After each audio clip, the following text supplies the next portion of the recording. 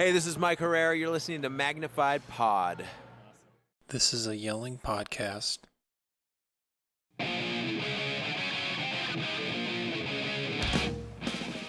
From poking at you to plans and everything in between, this is Magnified Pod, the only podcast that discusses culture, religion, politics, and the entire discography of everyone's favorite left coast punks, MxPx. Woo. And we're back. Finally. I'm Andrew. I'm John. This is our podcast. It feels so good to be homeward bound.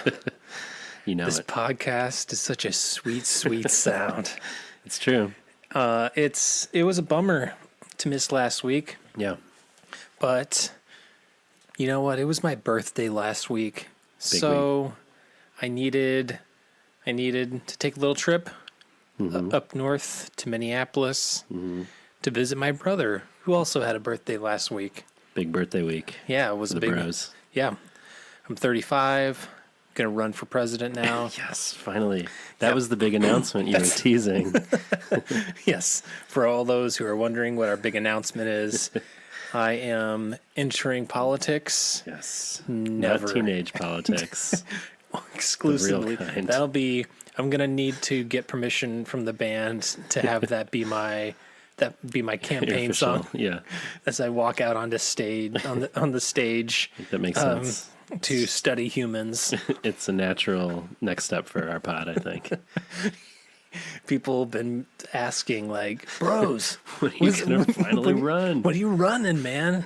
I'm just like, it's just, us and Howard Schultz. The people, people are Yep. clamoring for that run. There's a real lane for us, we think.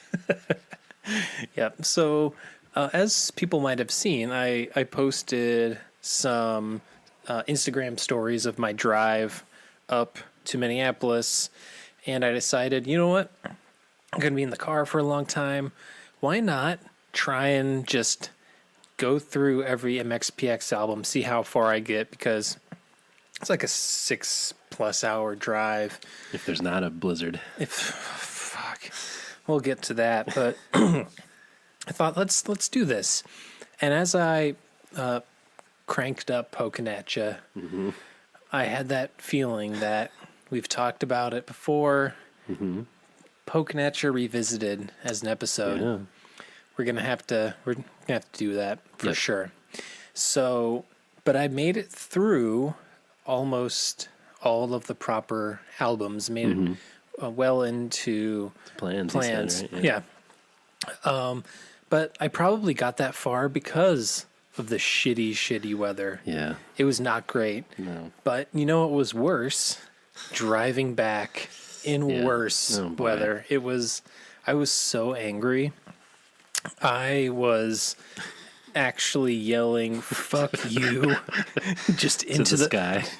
into the void. Just like if it could be the road, the snow, just the weather in general. I just needed to swear at something I understand. because I was just so not into it. But what were you doing last week while we were not potting? What was I doing? I don't know. We did go to the ice castles, Yes, I did see that. which started in Minnesota. When I was growing up, they had these cool ice castles every February, I think, and they'd light them up with these cool lights at night. And now it's kind of like a international thing. They have them. Where was this? This was in Lake Geneva, Wisconsin. Okay. It's like an hour-ish away. But I think the people who used to, well, I don't know. There's one in Excelsior, Minnesota, and I think that's like the headquarters, and then they started doing it. The Ice Castle headquarters. That's right, the ICH. And they started doing it all over the country and some Canada. So anyway, we went there with the kids, and it was super rad. So that was a big So big plus. how big were said castles? They're pretty big, man. Could you stand fully upright in a castle? There are tunnels, there's slides, there's bonfires within. I mean, they're What? like, I don't know, 30 feet high, something like that. That's amazing. They're very cool. I encourage everyone to check out an ice castle near you if that's an option. Just go to magnifiedpod.com/ice castle castles. _ locations. Yep. And you can. We'd like to thank our sponsor, Ice Cancels, for canceling this bit. Yes. Anyway, that was the main takeaway of my time away. Nice. And as we were recording this, it was Valentine's Day. It's true. It wouldn't be Yesterday. MagPod if we weren't diving into my kids' candy from a recent holiday. Yes, because we're living that healthy lifestyle. So I need to tell this little anecdote because this happened our last episode, and literally right before we started recording our interview with Andy Verdecchio, I was chomping on some Sour Patch Kids. Mm-hmm. Pulled one of my fucking fillings out. I forgot about this. Yes. What's the latest? So I was chewing. John hadn't come in the room yet. I was just pulled out our bag of Sour Patch Kids and I tossed one in and I started chewing on it and I was like, is there a piece of fucking gravel in this? What the hell is going on? What's going on with this quality assurance over at whoever produces Sour Patch Kids? And so I stopped chewing and it was a piece of one of my fillings. And I was like, I probably should stop eating so much candy. I was going to say our candy intake has really my increased. my candy intake has increased 1,000,000,000% since I was on this podcast. But so I think what did we record on a Monday or Tuesday? I think it was Tuesday. Tuesday. Mm-hmm. So I immediately the next day called my dentist because I did not tell them, well, I was eating a bag of candy, dentist. This is normal. This is just how I do as I fill my mouth with cavities.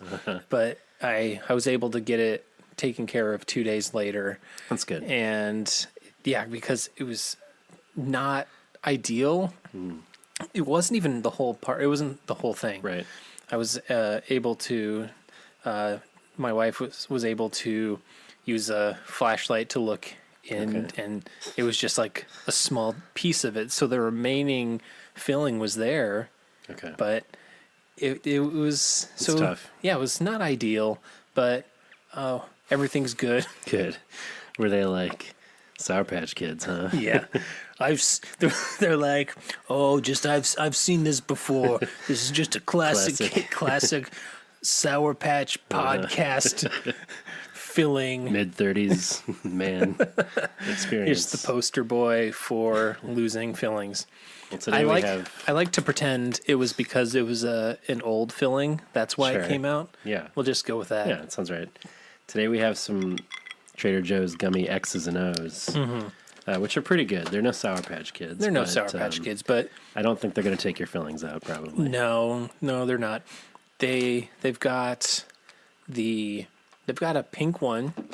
Yep. And a red one. And so I feel like it's pretty universal. The pink and red. Pink and red are best. Is just going to be best. There's some other nondescript. Yeah. I can't really put my finger on. Kind of clearish. I can't put my finger on it. You got to get your finger right in that O. Yeah, just slide it on in. We're eating Trader Joe's candy and drinking Trader Joe's bourbon. Yep. And we were talking about soy Rizo earlier. Yes, So we'd also like to thank our sponsor, Trader Joe's. Trader Joe's, where Magnified Pod gets all of its sweet, sweet treats. Yep. Just go to traderjoes.com/magnifiedpod. Type in MagPod. See what happens. Yes. And it will not be able to find that website. Okay, so just a couple things we need to bring up in the important enough to mention segment of the show. Tumbledown is back on Spotify. Yeah, you're welcome, world. Yes, I think what Mike and the band saw was our many episodes of talking Tumbledown to you, and they're like, the people want it. Yep. Who's searching for Tumbledown and not finding it all these times as they're listening to MagPod episodes? I know, right? That's what they were saying. It was this increased awareness of the lack of Tumbledown for people to stream. So, I have the albums, but they are back. We are very happy about that, to fill that Tumbledown-shaped hole in our hearts. Mike had Jack Parker on the pod this week. He did. Mike talked with Jack Parker, guitarist for Tumbledown, the shred master himself. I enjoyed the conversation. I think Mike has been nailing it recently with the guests he's been having. Had JJ on talking about some of those old school memories and touring. I mean, it sounds like the more I hear about these touring stories with the band, it does seem like it reminds me of when I hear people talk about either being a stand-up comedian or being an actor.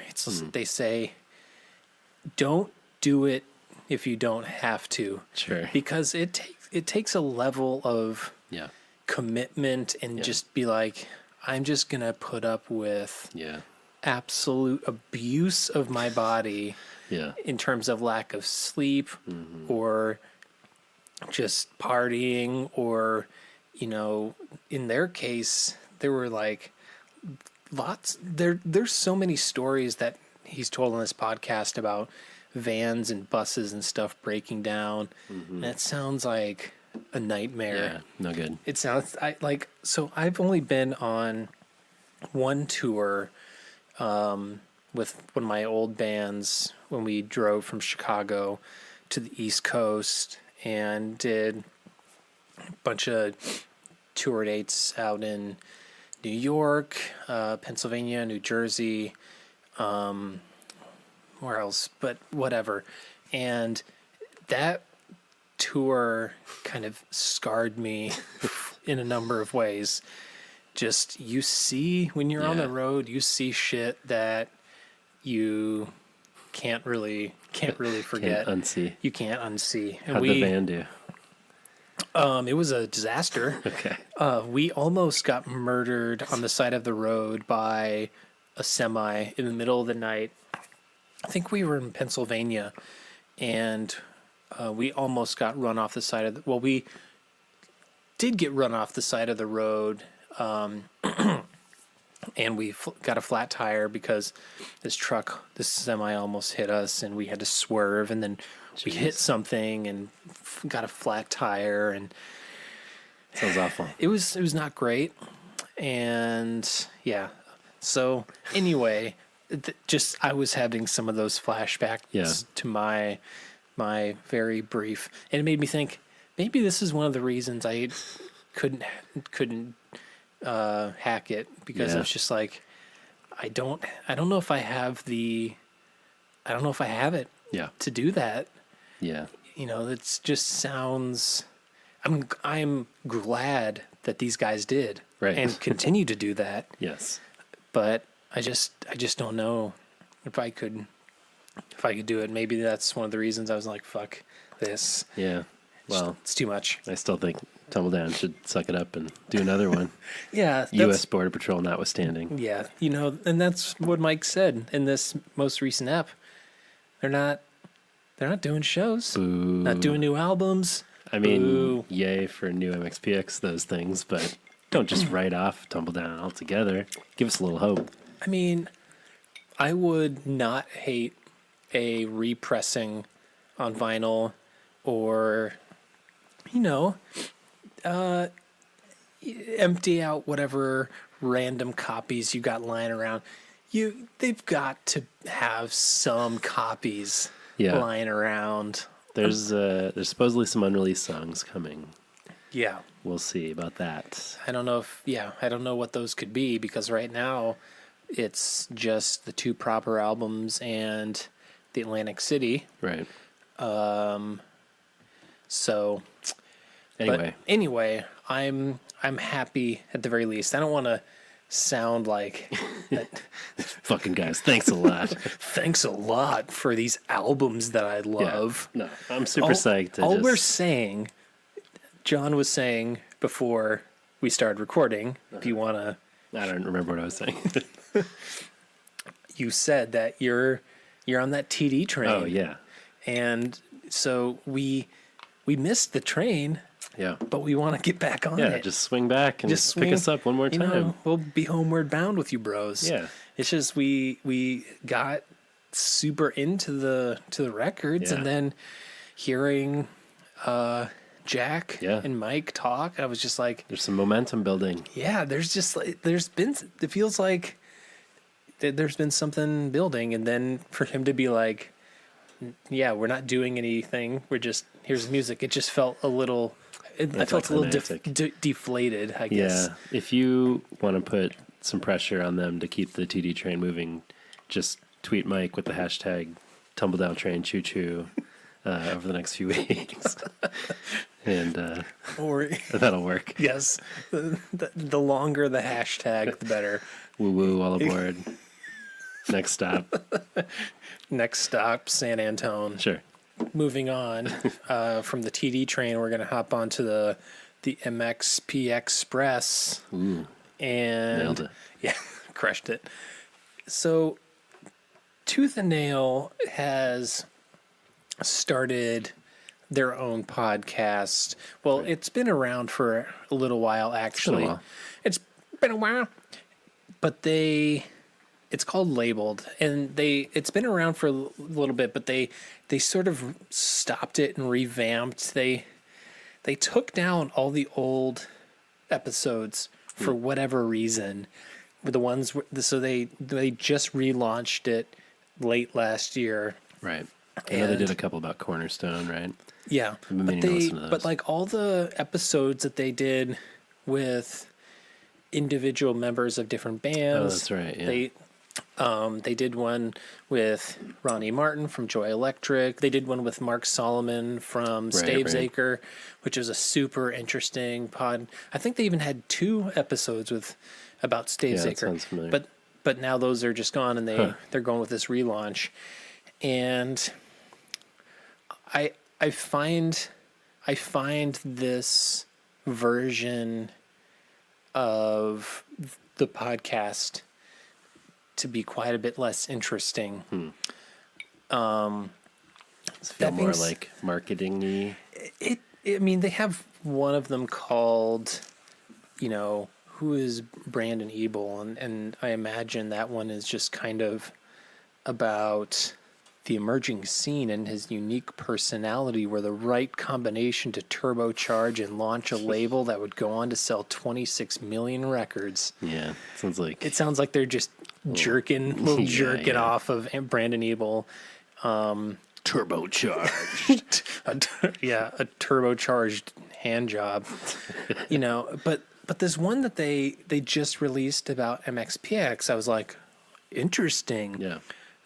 To have this be their 6th episode. Yeah. I mean, and for it to be like, because this is kind of a controversial thing that went down between the band. Right. And it did not end well. So I thought, right. How are they going to? Because clearly they're not going to have like Mike just come in for an interview and talk about things and like sit down with Brandon and be like, let's hash this out. Yeah. That's not going to happen. No. And that didn't happen. They had old interviews with Mike from like 6 years ago. Yeah. And then current Brandon and other people talking about things. So and the audio is from that Tooth and Nail documentary, right? Yeah. Yep. Yeah. It was what was it called? Turbocharged, I think. I think it was Tooth and Nail, Turbo Fucks the band. It's catchy. Yeah. But no new kind of story. That's what it was. So it felt very Tooth and Nail. It felt very clean. They Yeah. And it also felt like Brandon spent a lot of the episode talking about how awesome he is. And also, he, even still, this many years later, he sounded bitter. Yeah. He sounded, but then he was like, MXPX left. Right. And then he's like, but I had all these people to pay and I had to pay for their health insurance. And it's like, Right. wow, what a hero. What a sacrifice. Yeah. And this understanding that they're like, Mike had a different vision for what he wanted to do with the band, and they also glossed over any of the controversy, and they made it sound like it was some clean break. Yeah. That, like, oh, they just, they had bigger dreams, and it's almost like Brandon was like, these kids were nobody. We plucked them from obscurity. Right. They owe us something. Yeah. And, well, you know what? They don't owe you shit. I think they would have done something regardless of what Tooth and Nail had to do. Yep. But, I haven't seen any response from the band about this. I'm curious I doubt they'll say anything, but Yeah. I am curious what they think about this somewhat revisionist history. Yeah. And then we all high-fived and paused and faded to black, and the rest is history. That's kind of what it was like. Yeah. It was like, and then everything was great, and that was the end of that chapter. And then he just like casually like, oh, I love MXPX. Yep. Thumbs up, bros. Way to go. So that's that. So that's that. Do we want to do our announcement? Oh, yeah, dude. Let's do it. So, we are going to start selling some merch. Ba-boom. We have stickers in hand. Mm-hmm. We have, they are round, semi-glossy. I think they're like a vinyl sticker. So you can put them on your car. You can put them on your laptop. Wherever, man. You can stick them on stop signs. If you want to be a real rebel. Yeah, just stick it to the man. Mm-hmm. Yeah, so we're gonna start selling these. We're gonna open up a little store where you'll be able to buy stickers and T-shirts and other merch. So stay tuned. Yeah. This is going down soon. We will post some pictures to show you what they look like. They look pretty sweet. They look pretty sweet. Designed, the original design by our buddy Joanna, and then colorized and sort of tweaked by our boy and Patreon subscriber Daniel Leary. That's right. MXPX memes, our boy. Thanks, friends. And it's a beautiful thing.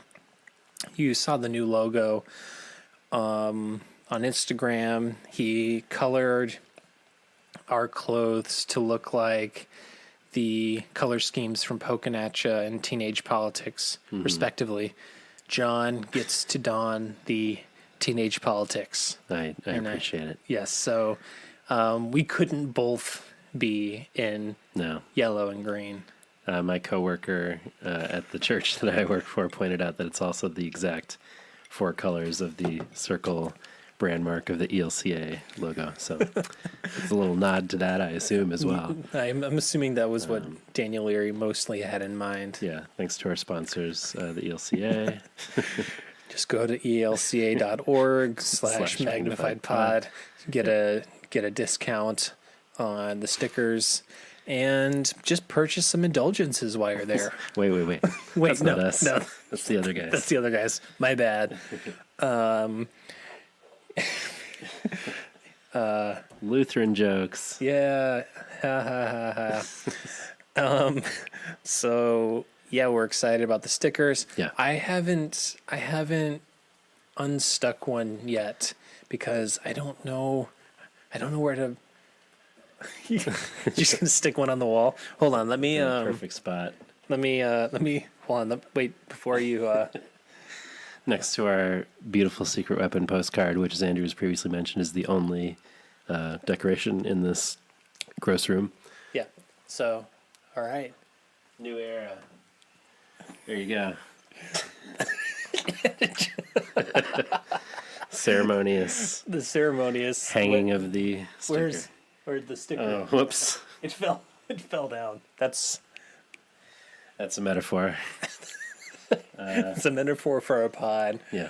How the mighty fall. That looks good. Anyway, let us know what merch you think we should make next. Yeah. Because Socks. Yeah. We could put these on the cover of condom packages. Sure. Or Magnum pod for life. Magnified Rod.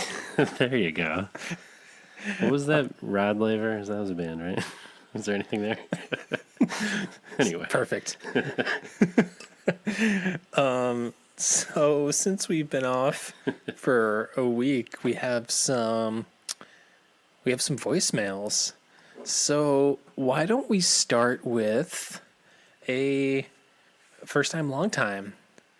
And I guess technically he's probably not a long time since he says he discovered us not that long ago, but has been binging. So Nice. This is our boy, Brian. Hey, this is the other Bry, new Magnified Pod lifer. Been binging your podcast for past 2 weeks. Anyway, appreciate you introducing me to Tumbledown. Probably would never listen to it before you guys, Right on. but Mike kind of pulls off that punk western vibe.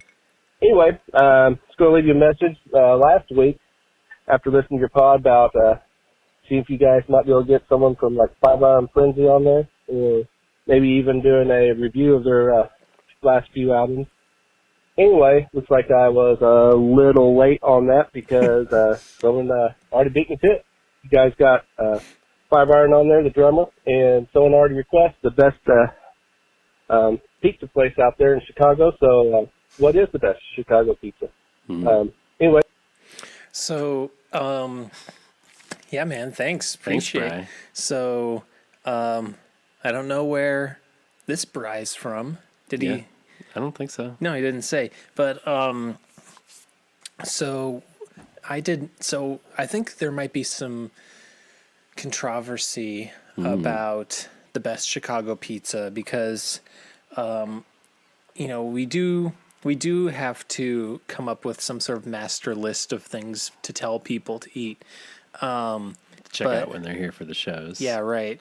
But Brian is coming to the show. He left us another voicemail. Sweet. But he says he's coming to the show in March, which is from the day you're listening to this, I think is 39. Is that right? 39, 38 days? 38, I think, yeah. Not a lot of days. Not a lot of days. So it is coming up fast. But I don't eat pizza anymore because I'm vegan. But my go-to went back in the day was Lou Malnati's. Lou Malnati's. I am a Lou's head as well. You're Lou's? Okay. I think we might have covered this at some point. Did we? That I said I thought they or somebody did a vegan pie that was pretty good. They don't. They Somebody do. does. They do a gluten-free crust, Okay. and they can do something without cheese. Okay. But it's pretty lame. Yeah. I wouldn't go to Lou's for a vegan pizza. Yeah, sure. If you want to go to Lou's, get their the sausage pizza. That's their probably their most well known. It's just like a big old disc of sausage, and Yes. I can't speak to that, but I No. can say no. Do you get the cheese Lou? and- yeah. I The mean, Lou, yeah, the Lou is it's a combination of spinach and I think it's spinach, mushrooms, and maybe I can't remember, but it's like a blend of mozzarella and I think it has some cheddar. that sounds right. But the thing that I always people so they have the cornmeal crust at Lou's. So good. I prefer cornmeal crust to something like a Giordano's, Sure. which is your more traditional doughy kind of crust. And because I like the crispness of that cornmeal. Yeah. It really, and it has, I don't know, it has so much more flavor Yeah. than your just traditional dough, and it just feels more unique to me. They claim it's something about the water they use in the dough. I don't know. I thought that was a New York thing. Maybe it's an everywhere thing. I don't know. It does have a distinct taste, though. And Giordano's people often fight Lou's people and say Giordano's is the better option. There's Geno's as well. Geno's, Pequod's has a real following. Pequod's, I feel like, has garnered a pretty significant following in recent years. So there are any number of pizza spots that you can, but if you're going to come to Chicago, you got to hit that deep dish. You got to hit the Lou's. Would be my go-to. I agree. Thank you, Brian. Did he have anything else to say? Let me pull up his, because he got interrupted actually by a phone call. Okay. From his dad. So.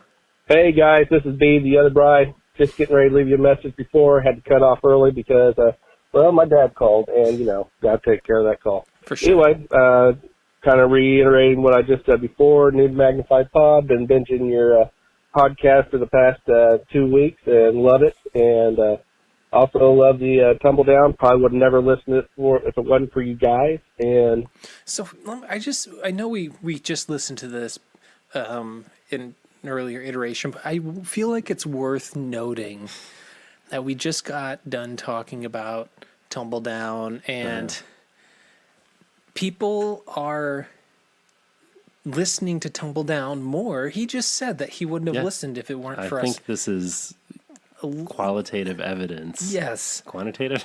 I don't know how it works. That we are moving the needle when it comes to Tumbledown. Yeah. So for Mike to be like, nah, dude, I don't know. We are new Tumbledown fans. Yeah. Brian is a new Tumbledown fan. Yeah. And maybe it's good enough for Mike and then other dudes to just have people listen to the records and stream them. Not me. But for new fans of something, it's not satisfying to just be like, because music isn't just like sitting down and listening and enjoying it. There's more of an experience to being a fan of music. It's seeing the music. It's purchasing and having a physical release of something, and so hashtag Tumbledown Train Choo Choo. Appreciate it. Also, I was last Saturday, just got my tickets in for the Chicago concert on the 29th. Yeah. Sitting around the kitchen table, eating some pizza with my boys. Boom. We're talking about the favorite CDs and favorite music of MxPx. My oldest boy, he's 24. He mentioned that Poking at You was his favorite. And so, okay, I think, John, should we make it official? Our next episode? Yep. Poking at You Revisited. 25th year. 25th anniversary. Yes. Re-up. We didn't go through every song. We've talked about doing the album again, giving it a deeper dive. Yes. So I'm gonna have to re-listen to that first step. We're doing I don't know. Well, I think what I'll do is I'll re-listen to the part where we talk about the album. Okay, yeah. Because That's a good point. And I don't know, I don't think my top 3 will change. But no, I just want to do the album justice. This is a good transition to shout out Poking at You Podcast's bracket they've been doing. Yes. Which has been cool. Yeah. Of the MxPx best songs of all time. And it came down, I believe, to Walking By And Or was it one ad? I think it was Walking By and One Ad were the final two. Okay. And I think One Ad won out. Yes. Which I disagree with. I disagree with that too. But those were I think my top two. And then my third was PXPX. Yeah, PX was definitely in yours. I think Time Brings Change and Walking By were in mine. But yeah, he's poking at your podcast. Rich is doing Teenage Politics soon. Excited for that. So we definitely have some thoughts and ideas about that record. We may get to our top 10 songs of all time at some point. Yeah, at some point. So thank you, Brian. We really appreciate you calling. Leaving Glad us. you're on the Tumbledown train with us. Yes, choo choo, motherfuckers. We've got some CJ. Nice. Hey boys, it's CJ here. It's been a little bit, It but has. I got caught up on a few things. I wanted to give you guys a call. I actually meant to call last week. Congrats on 30 episodes. That's why I wanted to call you guys, but I forgot. And now it's 31, but that's huge. You guys are sticking with this, and I'm loving it. 30 episodes is a good milestone. Keep it up, because whenever yours drops, it's the first pod I go to. I love it. So Thanks, man. That means a lot. Yeah. Do you know That's very cool. that really hits me right in the cockles of my heart, In the old feels. right in the old feels. And you know, when you have a bummer of a day and you get a voicemail like that, it really means a lot. great. So we really appreciate you guys calling and listening and looking forward to it. And It is wild to think we've done 30-something of these. this is our 32nd episode, Yeah, bro. that's a lot. Almost as many as years we've been alive at this point. That is true. And we amazingly are coming up with content week in and week out. That's a lot of episodes. Yes. So CJ continues. conversation with Andy, wow, that was cool getting to know that guy. I just got through that episode, and getting to know him, as much as you can in a couple hours, and just so much cool stuff to say. Like I got so many questions for that guy, and I love the stuff about the children's books, like, because I've got this project I've been wanting to do. I got one of my girls who's 8 years old. She grabs a bunch of blank paper, and then she goes in her room for like 2 hours. She comes out and she's like, "Dad, check out this book I made." And it's like, it'll be like 23 pages long, and it'll have illustrations on each thing, and it has like a story arc and carrot. It's like the craziest thing, but short, one sentence on each page, which I love. That's my favorite way to read a kid's book. And I thought it'd be super cool if I could find a way to self-publish children's books written by an 8-year-old. That'd be freaking cool. So, I loved hearing his poetry and the stuff he was doing with that. And, the preaching from the, from the punk rock bands, I can totally relate to that. It's one of those funny things where, you guys talk about guilt with, being a Christian, how much guilt it caused. Around sexuality and those kinds of issues, and it bleeds into so many other areas. Like when my band Chinese Hardware was, around 2000, 2001, we were playing a lot of shows. We played all ages shows in churches a lot, but we also played in bars and things like that. And our friends couldn't even get into those. But I remember just this pressure, especially playing at youth group shows and stuff, to make sure you say something, add a little message in there. Ultimately it's those things that it's shocking to me that people, Christians, fundamentalist Christians, can't see how it really disrupts good decision making. Here, you know what? I'm going to get cut off, so I got to call back because I got a couple more things to say about this. So, couple things. So we really enjoyed talking with Andy. Totally. And you guys, you should go pick up his book, Little. It's out now. They just had their release show. I definitely Sorry, go ahead. Yeah, no, you can go to inkandteapublishing.com, and there's a link to the book, and it's only $10. Yeah, I got to get that. Yeah. So I assume he's sending a couple our way, but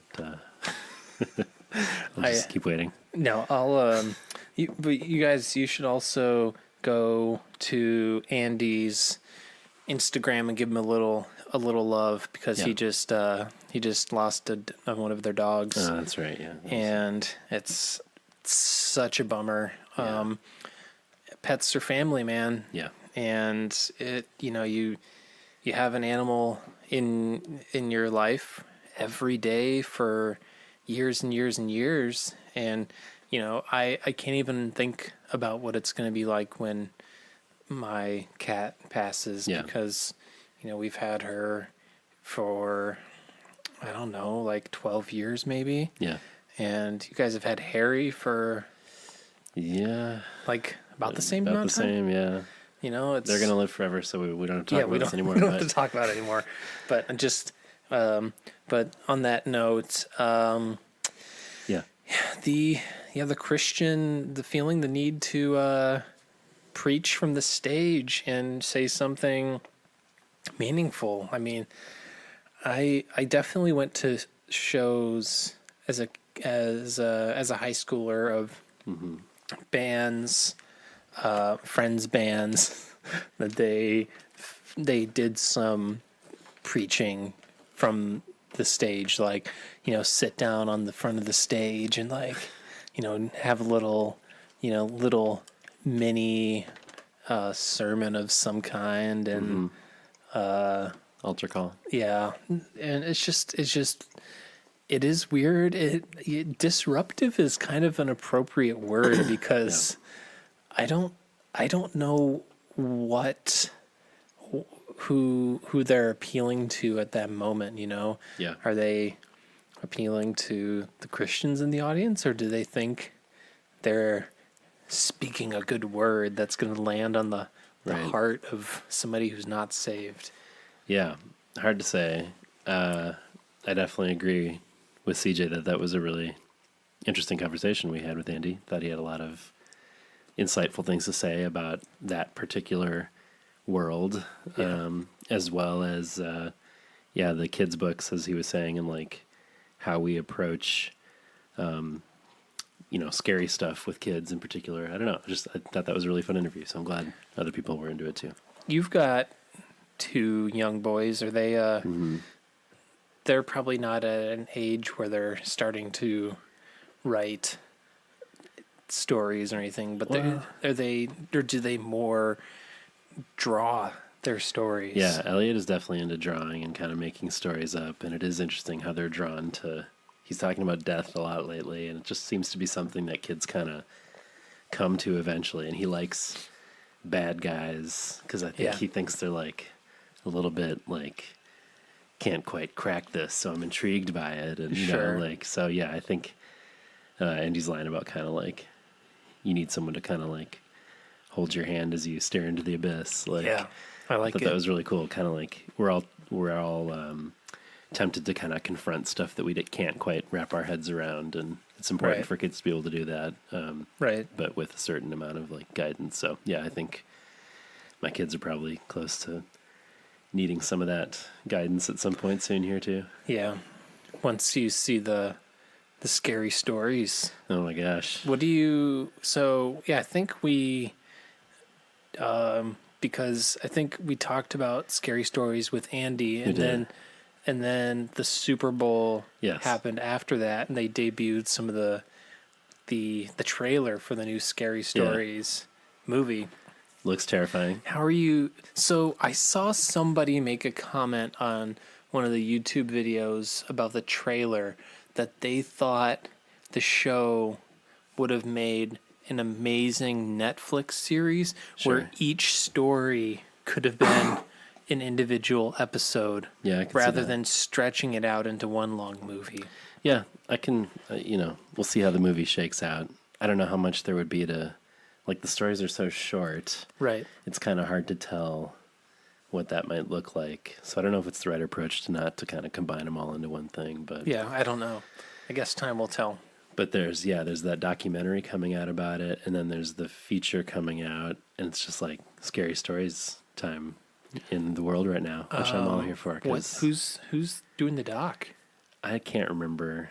You can find it on Instagram fairly easily and track their campaign. I know that it played at some festivals and stuff, and I think it's coming out around the time that the movie comes out. Nice. But yeah, we were talking about those illustrations, which are burned into our brain forever. And I remember that the guy who did them was from Minneapolis, so I was like, got to find this guy's house and like what's going on there. Is there a portal to hell under it? Like, anyway, just totally creepy. Some little mulleted boy being like, "Can I see what's going on in here? What's going on in here?"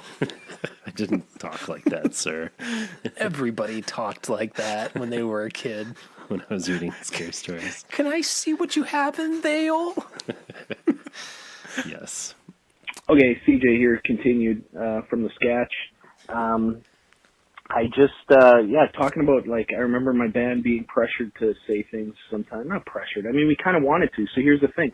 It's like when you're in that mindset, here's what happens. It's like you're getting all this praise being up on stage, and you're 16 years old and you're half decent at keeping a song together and a set together was the situation we were in. Obviously, I can't relate to it at the level that Andy's talking about, but at our level, and the struggle that me and Stevie D, he was the lead songwriter, and Steve Dave of my band Chinese Hardware. It was our band. It was his band. Whatever. We used to talk about this, and it was like, well, you feel guilt for taking on that glory, as I don't know how else to say that. It's like you're taking on all this praise from these people, and you feel guilt if you don't give the glory to God, thank Jesus, somehow say that to the people. It's like, well, it's not us, all that stuff. And how just like as a young person, how Christianity so bends your ability to make good decisions for yourself. It manipulates every decision. When you're in that fundamentalist Christian mindset, it like manipulates every decision. And ultimately, I think that's why my band broke up, because we couldn't cope with like what we should and shouldn't be doing and accepting. And were we glorifying God with what we were doing, or weren't we? Or did we have to or not? It's complicated stuff. Okay. So I hear that so much. I resonate with that. Trying to navigate what you think God wants you to do and what is the right decision. But at the same time, like feeling bad about being a good musician that people like. Sure. It's like you earned that. Yeah. The fact that like you have to give God the glory, it's like God's not in your basement practicing guitar hours every day and learning to shred and like coming up with complex time signatures. That's you, man. I don't know. I saw some of those pictures of Jesus doing all the activities with you. Do you know what I'm talking about? I distinctly remember one where Jesus was playing guitar right alongside the guitar player. Yeah, so. Jesus knows how to shred. Yep. It's also kind of like those figurines with Jesus like playing soccer and like there's probably a guitar shredding one. Yeah. Speaking of, shout out to the Instagram page Christian Nightmares. Yeah. They like to post a variety of terrifying fundamentalist pictures and church signs and other religious-based stuff from decades past. Mm-hmm. They just posted one today that is just talk about damaging theology. It's some sort of like Jack Chick style art. Mm-hmm. And if you're not familiar with Chick tracks, you're very fortunate because the theology is terrible. But there's this one of this girl when it says, but sometimes if we're really being bad or foolish and doing things we know are wrong, the Lord may take away his protection and let us get hurt or sick as punishment for being so naughty. And it shows a picture of her hitting a beehive with a stick. It's like, I don't know if that's God's protection. I just think that's nature taking its course. But then it says sometimes that's why we get sick, because the Lord is spanking us for being naughty. When we're sick, we should pray and ask the Lord why. And it has a drawing of Jesus spanking a little girl with her pants down in her underwear. She's thinking about it in her bed, and she's all like sweating and crying. Oh, this is a true nightmare. This is a tough picture, man. Yeah. It's like, that kind of, to CJ's point about like trying to figure out like what is the right thing to do and getting caught up with like making the right choices and the right decisions. And if you're always if you grow up in a church that's like everything that happens to you is because of your sin or your choices, and like it will really give you pause about doing anything. And that's tough. And I tried to navigate that a lot throughout my life to varying degrees of success. Yeah. One last thing, real quick. I promised a fan music video, and it is in the works. It's been in the works for about a month. And I just want to let you guys know, it's cold as hell up here. It's like minus 40. I need to finish outside some stuff, and it's too fucking cold to go outside and shoot anything. So it's on hold right now. My family's going to Florida. Maybe we'll see Brian B down there. I know he said he goes to Disney every year. I don't know when. But anyway, we're heading down there for like two and a half weeks, and to get out of this deep freeze. And so music video's on hold now till almost the end of February. But I'll let you know what it's called. It's called The Way We Do ... in a minivan. All right. Okay. I'm into it. Way to go, buddy. It's not what you think. It's not the way we do it in a minivan. It's a clean, family-friendly music video. And it's been fun working on it so far, and it's going to be fun. I don't know how we're going to show anybody, because if I try to put it on YouTube, for sure it's going to get yanked for copyright reasons, but maybe we just email Tom C. and he fixes all that shit. But maybe you guys can help me out. So yeah, that's it for now. Peace out. Toodaloo, motherfuckers. That's my favorite one. Way to go, buddy. So yeah, man, that's awesome about the music video. Yeah. I'm pumped about that. That's going to be sick. I'm excited. And I don't know, I feel like if it's a fan music video, it's worked out for us so far. we have not been pulled into court as of yet. Nope. It's Tom C's final move against us. We've got a bunch of Danny Stairs. Sheboygan, this is your dad, calling from under the stairs. Happy Monday, happy birthday to my boy Andrew. Love Thank you, you. motherfucker. Thank you. Just calling the phone up on my Smash Mouth voicemail from last week. The only thing I remember from the edited version is there's the one song that's called Let's Rock, and on the unedited version it says Fuck It, Let's Rock, and on the edited version it just says Let's Rock. Sure. And I felt like they really, took away a lot of the artistic integrity of that song by dropping the "fuck it" out, because that was important to me. I was an angsty 12, 13-year-old kid. I needed to hear it that way, the original way. I would say, "Fuck it, let's rock," not just "let's rock." That's just me. I've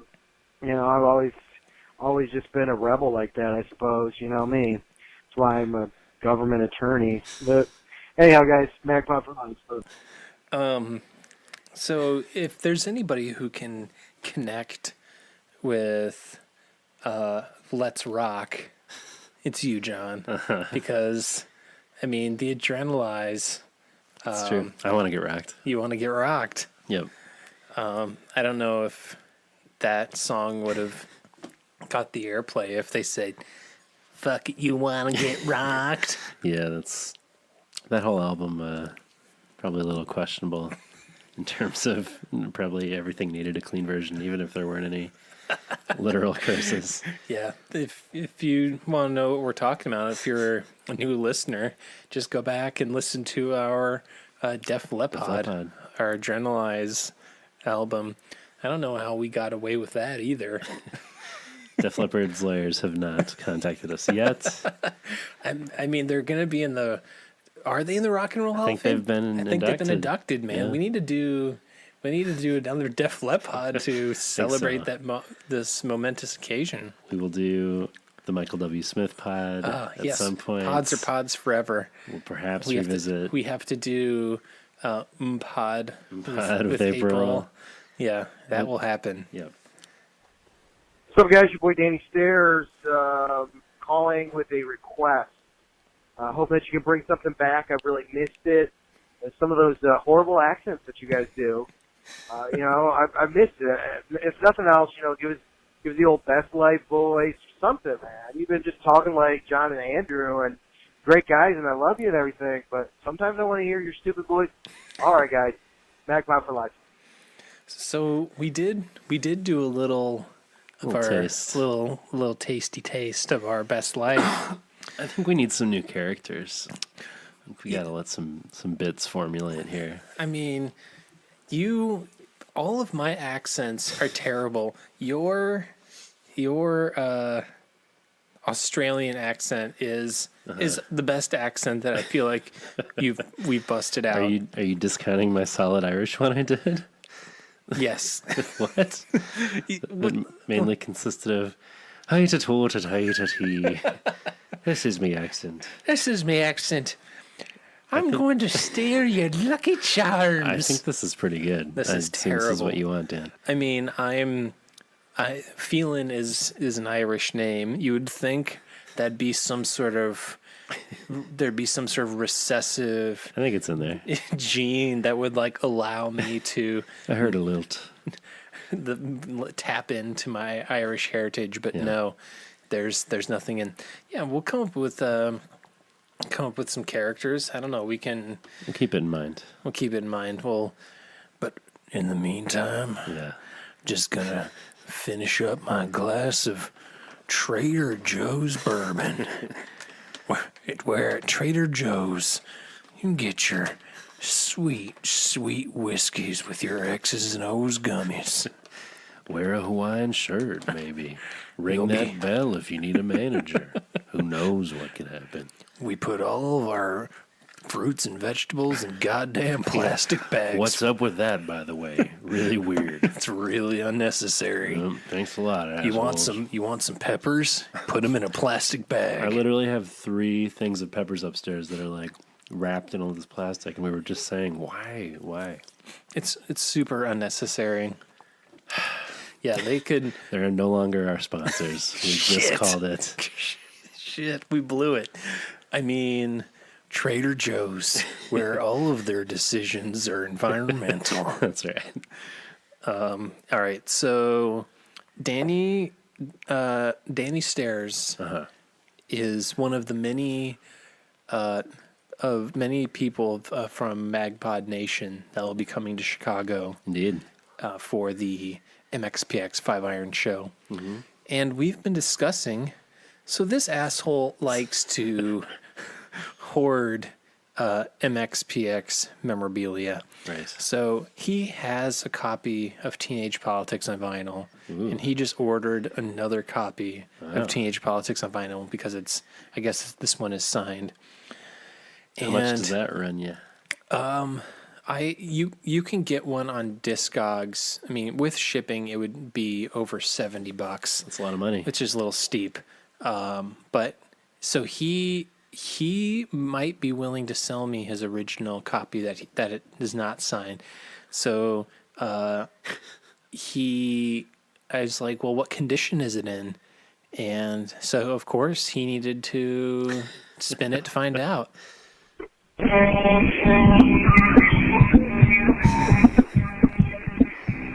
Sounds great.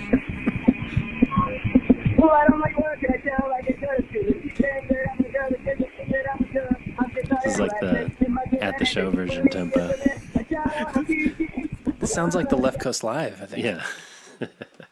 What's up, motherfuckers? Your boy Danny Stairs, a little drunk, listening to a little Change Politics on vinyl. Next skip there, I don't know if it's the vinyl or because I accidentally hit the record player when I was trying to stop the record. Reviewing this bad boy for Andrew. If it's just badly, I don't know if I can sell it to him. But if it's not, I might sell this to him. Anyhow, I don't like to go to work. I don't like to school. Go to school. The teacher. God damn. Fucking Everclear, man. Everclear on Thursday night. Bad idea. Yes. Public service announcement. Don't try it. No. You got to go to work in the morning. No. Or anytime. Not a great idea. It's a terrible idea. Anyhow. I don't. Danny Stairs seems to drink Everclear regularly, which is it's a terrible grain alcohol. It's, Yeah. It's like 90% or something absurd. Right. It's Yeah. Might as well just drink a bottle of rubbing alcohol. yeah. Yeah, but public service announcement: don't drink Everclear on a Thursday or any day. You ever had moonshine? Yes, I have. Me too. That's pretty much what Everclear. Yeah. It's just straight, just poison. I had it when I was 13. Oh, here's a story. Let's Wow. hear this. I was with my girlfriend. Oh shit! And she had moonshine. Nice. And we had some. And that's the end of the story. That is not the end of the story. Truly, like nothing happened. So, where were you? Where were you? Like in some sort of Minnesota, by some lake or something? As a little boy, we were looking for the Scary Stories guy's house. Found some moonshine under his weird porch. Yes, and then you tumbled into a portal to hell. Yep. The rest is history. Beautiful. No, we were at her house. I don't know. It's not a good story, but I have had moonshine. This is the. Did you have like a Ben Wyatt childhood? Icetown, Ice Clown Yeah. style. Well, Parks and Rec reference where he had the story where he said, one time on this lake, me and my buddy were in a canoe and it almost tipped over, but then it didn't. Yes, I am Ben Wyatt, in case that's not clear. Except Yeah. I'm not good at math. I just went to the ice castles, which are essentially ice towns. Which is so, Ice Town. Yeah. It cost you your town crown. We have about 15 minutes of voicemails from Danny Leary. That's right. He has lots of thoughts on ska, but this kind of talks about I think what CJ was talking about with talking about preaching. Hey, this is Danny calling, Danny Leary, and in your interview with Andy from Five Iron Frenzy, you brought up how the Supertones the drummer used to preach in the middle of the sets, and that brought back this recent memory that I completely forgot, that my wife, Jessica, she had not ever really known. Solid, Just very casually. Solid 2019 Borat. It's never going to go away in my heart. Very nice. Known who the Supertones were until she met me, and by then they were broken up. Like she knew who the Insiders and Five Iron Frenzy were, but she just never she'd seen Supertones t-shirts and didn't know who they were. So I feel like with anybody else, that would have been the end of the story. It's like who are the Supertones? Oh, it's just this band. They broke up. It's like, all right, cool. Nope. Not with ska fanatic Danny Leary. she meets me. I play the Supertones for her. She really likes their music, but they've already broken up, right? So then they get back together in 2010 or 9 or something like that. So we actually get a couple of chances to see them together, but they're both at festivals. One was RevGen in New Jersey, and the other was Soulfest in New Hampshire with Five Iron Frenzy. So she's like, oh, it's great. I've seen the Supertones, and I really enjoyed it. It was fun. But I completely forgotten. I'd seen the Supertones a dozen times because I've talked about this when I was on your podcast, that Christian rock bands, Christian punk bands did not come to Boston for some reason in like the mid to late 90s. They started after all that sort of tooth and nail music got popular all across the country. But the Supertones were one band that always came through Boston. So I got to see them a bunch of times. They were one of the only Christian sort of punk bands that came regularly. And I knew about the preaching. But at those festival sets that I went to see with my wife after they got back together, they didn't do all that preaching because they were festivals. So they just took a minute here or there, like one praise and worship song. Then we went to see their final concert, like the year or two ago. I don't remember exactly when, here in California, here in somewhere near Long Beach. And I'd completely forgotten what a headlining Supertones show is like, because it had been well over 10 years that I'd seen it.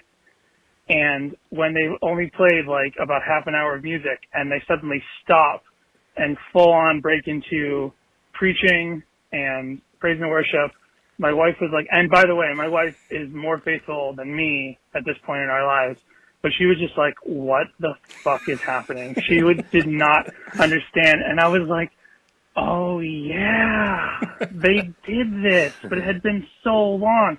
I used to see the Supertones in Boston in like regular rock clubs that they would be able to book, and they'd still do the whole praise and worship thing and the full message and all that stuff. And I just kind of let it, go. I was not interested in that stuff, but I don't know. To me, Christian punk, I don't know. It was like if a band is super offensive, I might not like it, but I'm going to just let it go. It's just like when a band was super, super Christian, I didn't get. So, yeah, that was also not something I'd thought about for a long time until I guess I started thinking, when I started thinking about interviewing Andy, I was like, I guess that I started thinking about, oh yeah, that was a weird thing. I don't know. Did you ever see the Supertones? I must have at some point. I was not a big Supertones head, but I'm sure I did. Did you go to that Insiders and Five Iron show with Brian and John Eckert? Okay. No, but Brian told me about it. Yeah. My brother and John Potter here and one of our other friends went some years ago to an Insiders show. Well, it was like right when Five Iron put out the new record, and we were so pumped, and they played the Riv here in Chicago. Yeah. And Insiders opened, we were like, oh, Insiders, right. And then they did the like preaching and some like Blue Lives Matter-ish commentary, and we were all just like, what is happening? So I understand. Yeah, that, like, I don't know who that's for. No, not for me. Yeah. Anyway, I think this is the continuation. Hey, Dan Leary again. Danny calling back. So this week when you got the phone call from Riker, who I know I have called Stryker in previous phone calls that I have made in reference to his What's Your Perfect MXPX set. So I apologize, Riker, that I called you Stryker. You can just call me Stanny. I don't know. Whatever. But he called talking, and one of the things he talked about was the Atari's cover, and it got me thinking about when that cover came out, the San Dimas High School Football Rules. Something that I thought of, and I didn't think to ask you guys what you thought about this, but now I have. I was thinking it would be a pretty cool idea if they did an on the cover 3, the idea of an on the cover 3 has not excited me until I had this thought. If they did on the cover 3 and it was all covers of bands that are contemporaneous to them, bands that they came up with, or other punk bands that maybe you wouldn't associate with MXPX, but that, from their point of view, but that you might associate with because they were also bands that were popular at the time. So if they did other songs like, if they did a cover to Five Iron Frenzy song, or if they covered a Rancid song, I know that Journeys to East Bay is a song that Mike has been playing acoustic. He did it on one of his live streams, and he also played it in the mini acoustic set before the Troubadour show last year. So I was wondering, and I'm calling with this idea, and I do not have my own list yet. I'll get back to you if I put that list together, but are there any bands that you would think of as MXPX's equals, or at least from the same time as MXPX that you would want them to do for an On the Cover 3? And I'm out of here. That is a fascinating a great question. We should have prepared for that, but I didn't. Maybe we can think on it. I didn't for think the about next it. one. I mean, I think some of the immediate ones that I think would be some, like, I think A Bad Religion Oh yeah, would be. support that. I do think a proper Rancid cover would be pretty fun. Yeah. Yeah, I don't know. I'm gonna have to. I think let's give it some thought. I kind of I should have prepared for that in Well, advance. this way it'll plant the seed, and others can weigh in, and we'll think about it too. Boom, love it. So Danny Leary has a lot of thoughts about ska. Okay. Like I said, lots of thoughts. So let's get into some of it. Hey, fellas, it's your boy, Danny Leary, calling back again. You think I'm Danny Stairs tonight? I've called 3 times. It's ridiculous. Plus a 4th, if you count, where I got cut off at one point. But I'm calling about now 4th wave ska. Okay, 4th wave ska. Here's the thing. I'm a giant ska nerd. I don't know if it's come up in conversations specifically about your podcast, but you probably at least seen it here and there. TX memes, stuff that I just, like, I love ska, and I've never given up on it. So when the joke for people is always like, ska's back, and like, maybe I like ska after all. I never turned my back on it. It's always been there. When Spotify, what was that thing called? Spotify Rewind came out, and it's like, here's all the music you listened to in high school. It's going to take you back like a time machine, remind you of high school. And it's like Real Big Fish, Less Than Jake. I'm like, oh yeah, this reminds me of last week because I didn't stop. And I listen to the new stuff too, but here's the point. 4th wave ska. It's a fallacy. I love ska. I've kept with it, and I think ska is still as good today. But there can't be a 4th wave ska the way people think a 4th wave ska can exist. Because first of all, the entire numbering of the waves of ska came up in the 90s by journalists after the American wave of ska popularity came around, right? They're like, oh, this is the 3rd time ska has been popular.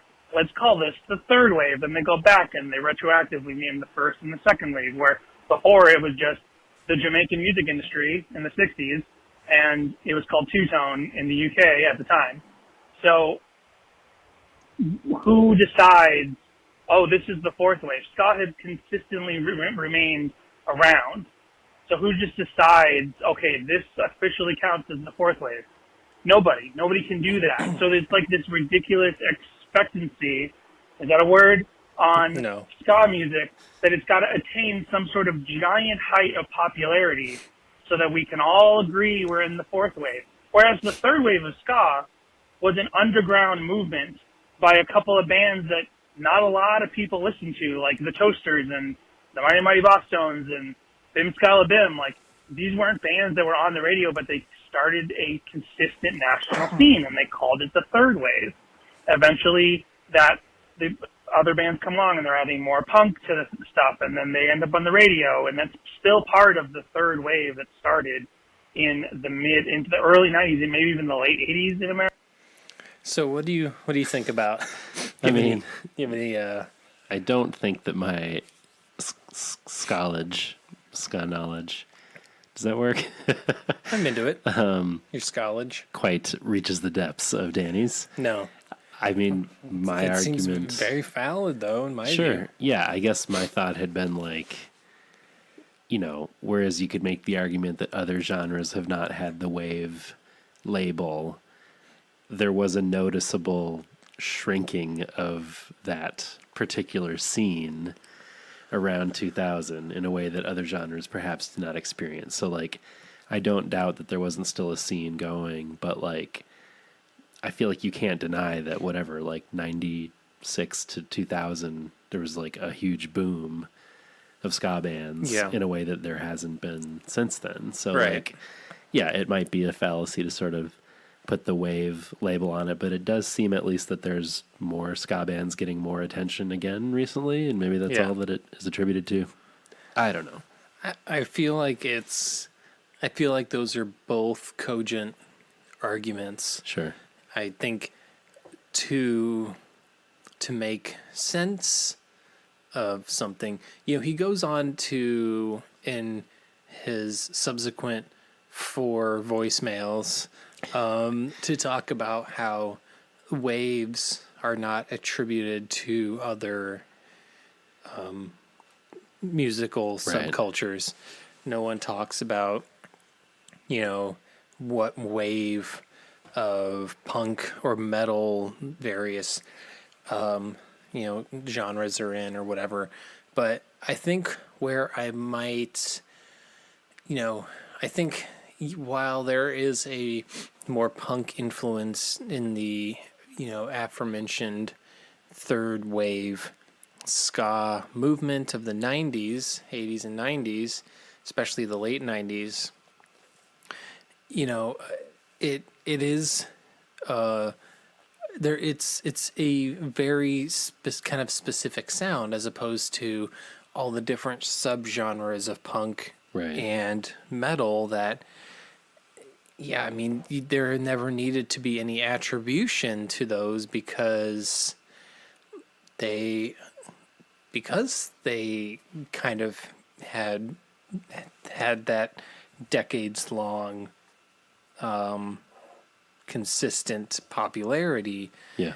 And so, but even stuff like, you have the punk rock, and then you have, post-punk, and it's like some post-hardcore stuff, things that those are, I guess, the delineations of those movements. And I guess it's just not called, they're not waves, but I do think punk and metal kind of have their different names, maybe just not.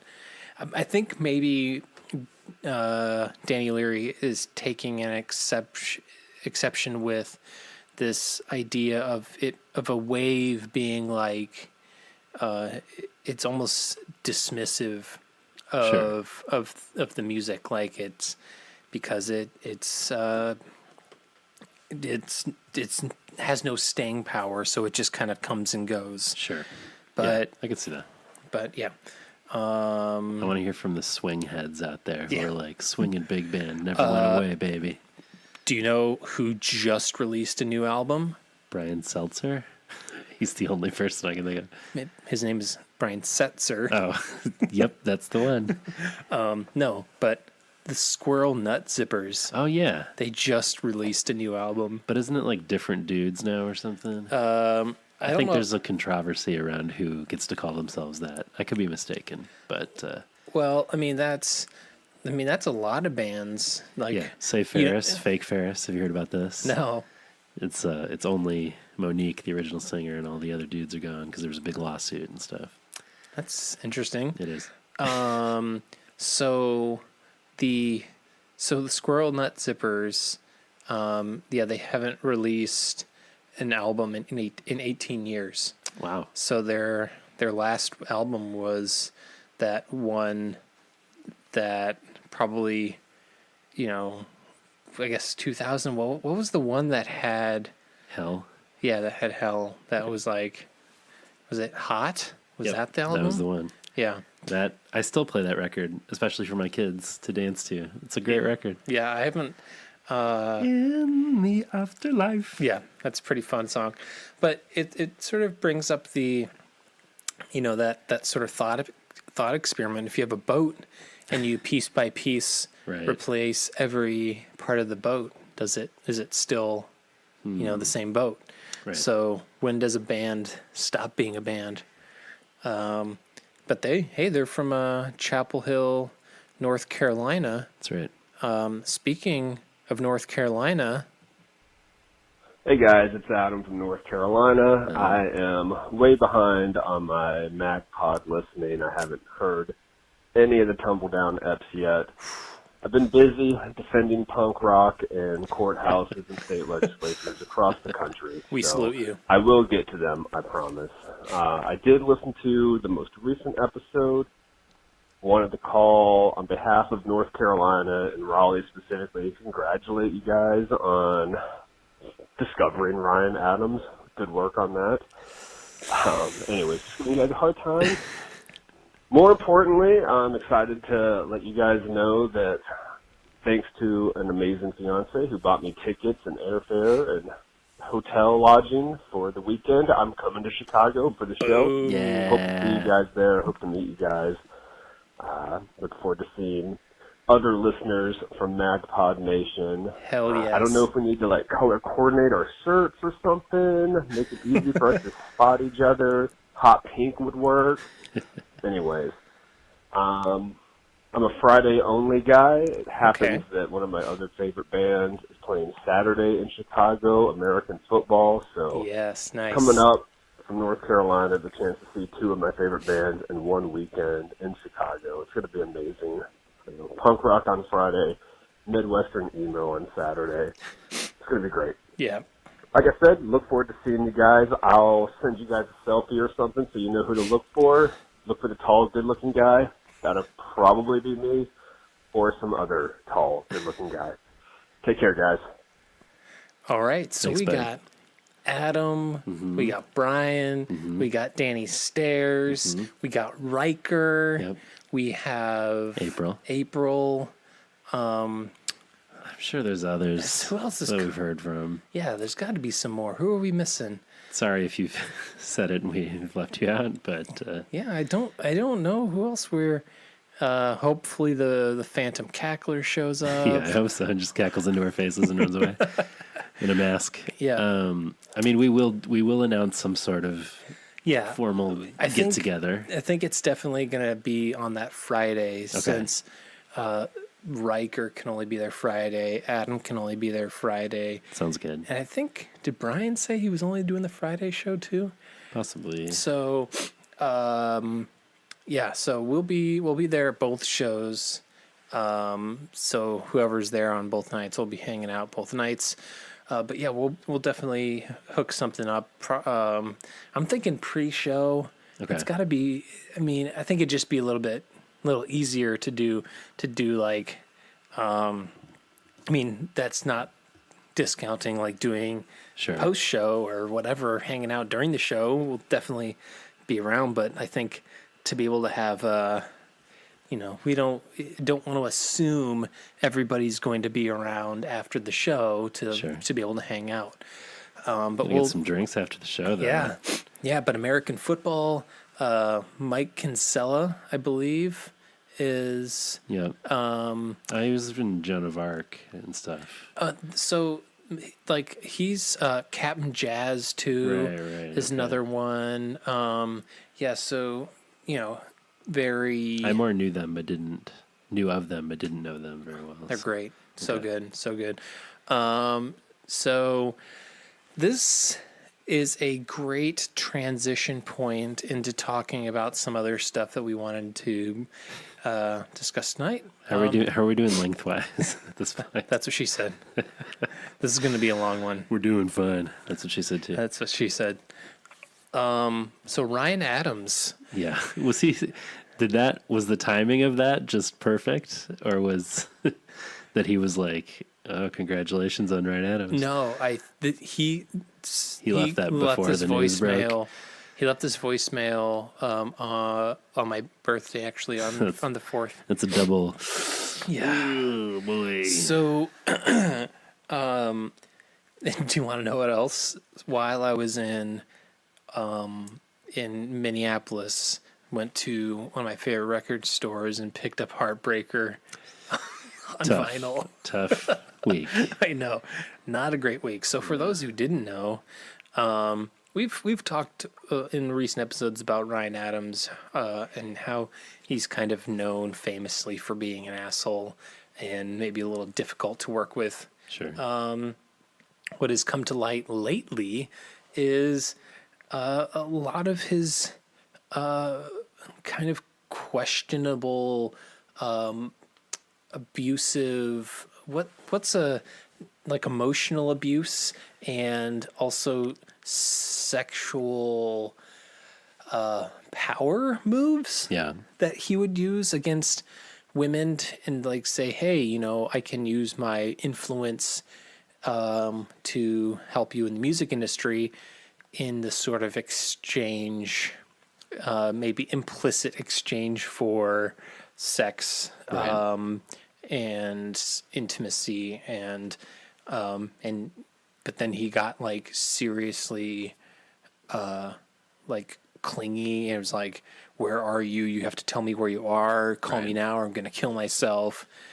So he did that with a number of women, but then the creepiest thing was the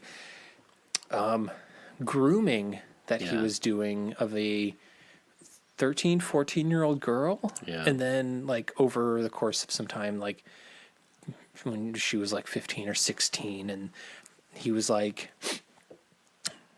sending her, like they were like having like Skype or something with when he was naked and like saying like super creepy stuff. And but of course he denies all of this, even though there are like his wife, who he was married to for 9 years, is like, no, this is all real. Mandy Moore, who was like, he was abusive. And but also there are like hundreds of text messages that they have to document all this stuff. Yeah, not good. I've been thinking about this in relation to some of our we've had conversations before about separating the artist and the art and problematic faves and how we handle something like that. So first off, Ryan Adams is denying everything. And that's super shitty. And this is clearly a shitty situation, for all of the, many, many women who corroborate and say the same exact, things. Yeah. Of course, despite the fact that there, is evidence against him that these things actually happened. Mm-hmm.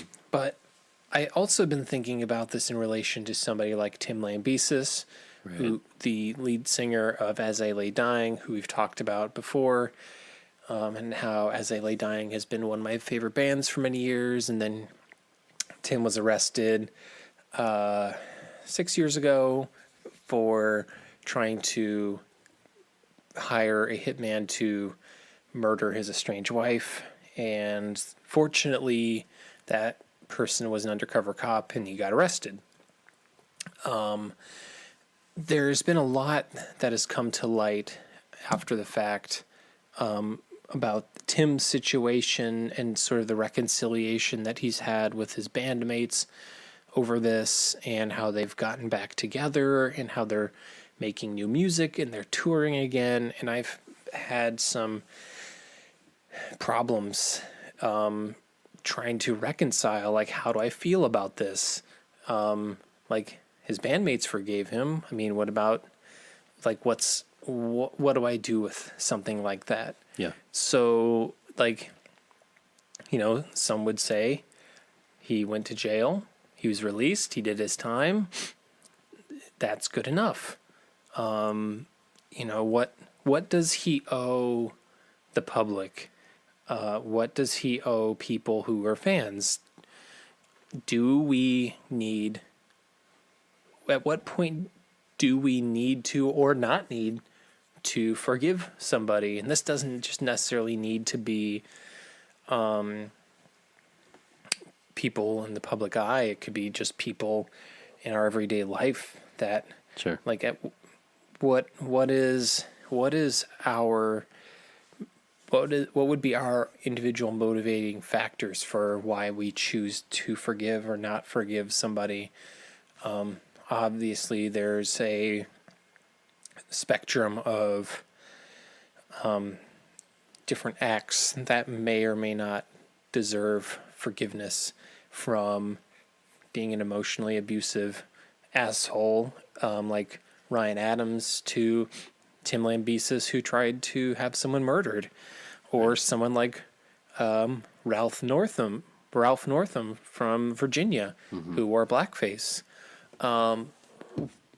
Like, is the point to, if someone fucks up, to say we're done with you, or do we try and figure out a way to reconcile with that person because we acknowledge, hey, this person is a human, they have humanity and emotions and feelings and love and dreams and friends and desires, and they're a three-dimensional person.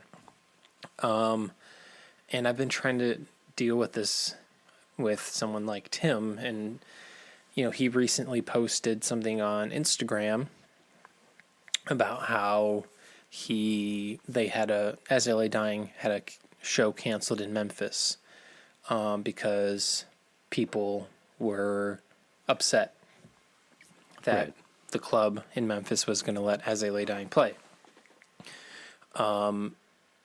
And so he posted about,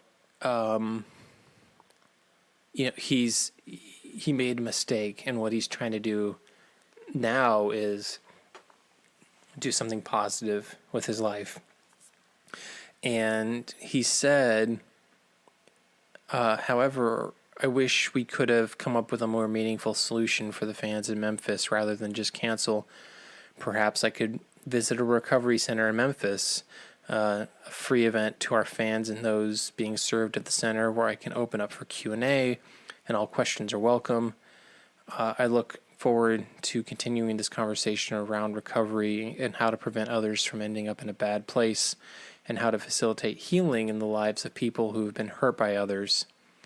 And then he goes on to say some of the things that he's done over recent years to kind of work through what he's done, and to try and make something good of the decisions that he made, and working as a case manager at an addiction treatment facility, 2 years tutoring inmates who didn't finish high school. He's done some, he's done some other stuff, and like, so when we send people to prison, we talk about, like, what is the point of prison? Right. Is it to put people away, or is it to rehabilitate people?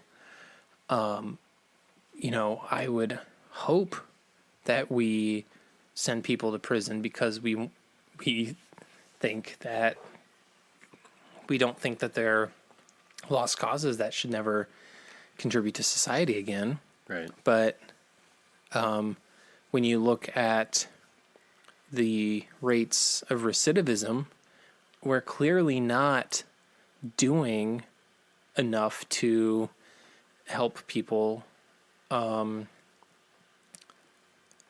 after they get out. I just some statistics that within 5 years of release, about 3/4 of released prisoners are rearrested. Right. So that's a startling statistic. Yeah. So, I mean, it is likely that within the next couple of years, Tim could be back in prison. But the fact that he is doing all this work, I'm not saying that it erases what he did, but what is the goal, Sure. I mean, of course, situation to situation, it's troubling to try and, it's like, you don't want to necessarily be like, oh, Tim, you tried to have your ex-wife murdered. that's okay because you're doing good things now. Sure. But at what point do we, like, I don't know, like, I guess I've been monologuing for a little bit. What do you... I mean, you are good at asking large questions that I have no good answers to usually. But this in particular touches on so many different complex questions, like you're saying, regardless of the ills of the prison system, which are much larger than this particular example, that like we as a society have more people in prison than any society in the history of the world. And, right. 1 in 5 black men or 1 in 3 or something like that end up in prison, something like that in America. Like, it's obviously a horribly broken system all the way around. Then you get to the like, well, what does it mean to, forgive somebody? And I feel like the forgiveness question can look different depending on, if you're looking at it from the like Jesus answer of how many times is it okay, or how many times should we forgive somebody? 7, 70 times 7, basically, like never stop forgiving. Yeah. But that's like a personal viewpoint rather than as a like society. How do we sort of engage in that? So it's really complicated. I don't know. And I mean, I also feel like it's valid to be like, you can personally forgive someone and be glad that they're doing that good work and using their experience towards something positive, and still be like, but I don't want to support that art, Right. I still, the whole like separating the artist from the art thing is so complicated, and I don't have a good answer on that, but I get why somebody would be like, I will never support them, regardless of all these other good things. But would I prefer that he's taking this position than not? Like, absolutely. So right.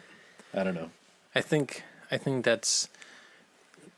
for me there's a lot of I don't knows, and I specifically I don't know.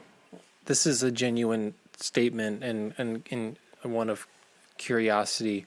I don't know how many listeners of color that we have. Sure. But this Ralph Northam thing is, I'm curious because I saw an interview with Trevor Noah where he said that he thought Ralph Northam should stay in office because we need somebody who admittedly messed up and is who you can put the pressure on to have these conversations now, and he's trying to have these conversations, and Trevor Noah was saying that we always try and rush through the issues, like, okay, well, now that black people have the right to vote, let's move on to this next thing. You have these rights, so let's just move on. But without acknowledging all the implications of Jim Crow and all of the decades and years of oppression and systemic racism, and how you approach that. And so, without just blanketly saying, you're absolved, Ralph Northam, for your blackface, but like that, let's use this as a chance to have this conversation without just saying it's okay, because it's not. Sure. But, it's a fine line too between like there being like legitimate enough things that you're just like, we shouldn't allow a governor to have had this as part of his experience. We should have somebody else. And just the whole like you're canceled culture thing right now, which I'm not saying like people shouldn't be scrutinized and in some cases, lose their positions of power or whatever, but like, and I'm not even applying this to Ralph Northam. I just think in this moment, especially as we're getting more and more like presidential candidates, I feel like anytime somebody announces, it's just like, no, this person's canceled because of this thing that they said or did once. And Right. again, I'm not saying that's good or bad. I'm just like, we are in this culture kind of right now where it's like we write off a person entirely Yep. because of something rather than maybe have a more nuanced conversation about it. So We anyway. have lost almost all nuance Right. for serious conversation. Yeah. And I haven't heard that term about, cancel. Right. Like it's 100% like look, if I joked about, I'm 35 now and I'm going to run for president. Right. You're canceled, by the way. I for sure I would be 100% like I never want to run for president because Neither of us can after this podcast. true. Too There's much too damning much. audio. There's too much evidence. But no, like, someone like Tulsi Gabbard who had some questionable LGBTQ positions. Like, I think if you're not in the LGBTQ community, chances are you held a not great position. I had a not great position Sure. when I was in college and on my journey to figuring out what I actually believed. And I evolved. And now I 100% support, the LGBTQ community. And of course I said some some uninformed things and had some, said stupid things back in the day, but to what degree do we hold people accountable for? Yeah. I don't, it depends. I guess it depends on the crime, for lack of a better word. Yeah. Wearing blackface is not an actual crime, but like, what do we have as evidence that you have significantly changed your views? Or, I think the way he approached it was like, oh, I apologize. And then he's like, wait, that wasn't me. And it's like, dude, you stepped in it. Yeah. But yeah, I'm curious to kind of hear what people think on this topic. Obviously,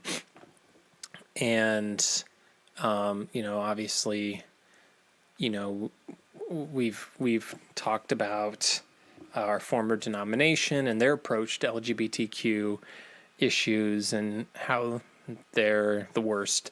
And we've talked about the somebody who was the former campus pastor at our old school who has recently resigned, and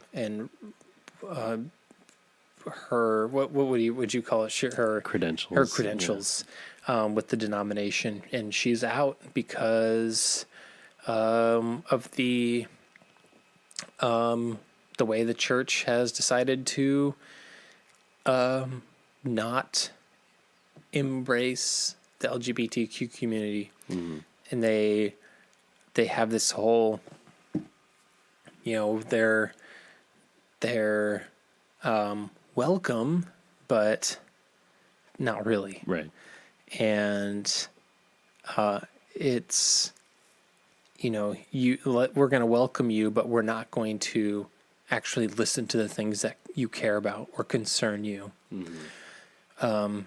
And so I have a hard time forgiving or thinking about giving a pass to the Covenant Church or my former institution because they're doing active harm. Right. So it's hard for me to forgive when they're still doing harm and injury to actual people. Yeah. So, but again, larger conversation. Yeah.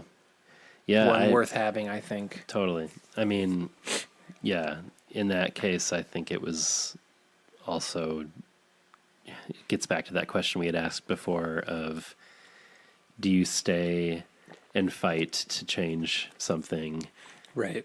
Or do you at some point say, I'm tired of this fight and you're not going to change and I'm going to spend my energy elsewhere? Like, Yeah. that's another complicated question. And as members and former members of evangelical institutions and cultures, I think a lot of us can relate to the idea of being like, well, we want to stay to push to make it better. And I think the stuff with Judy Peterson and the Covenant in particular has just been like, on this fight, and maybe this is a position of privilege for me to say it, but like, I have no interest in fighting to push them anymore. I think they've made it clear where they're at, and so let's be somewhere else where there's other stuff to do.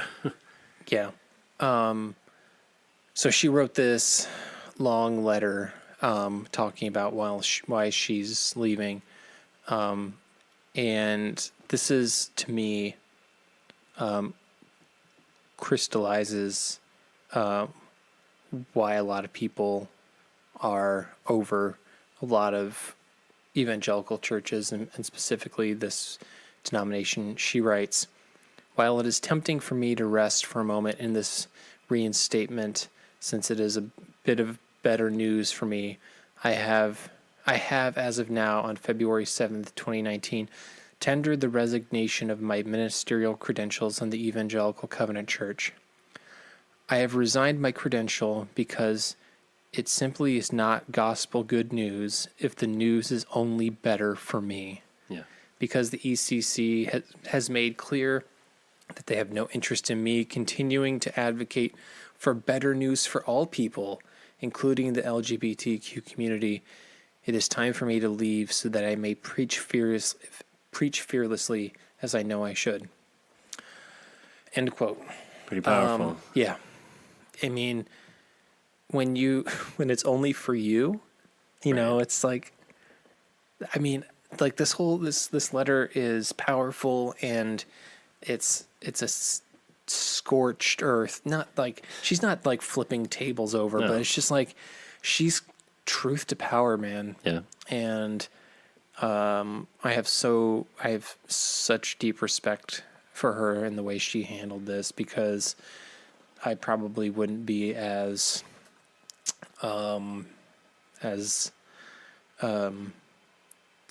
what's the word I'm looking for?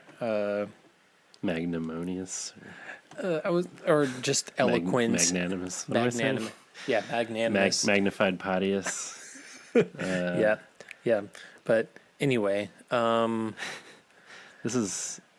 going to talk about Live from the Basement this episode. Yes, we are. Yeah. So we've been away for a little while. We got a lot of stuff to cover. Yeah.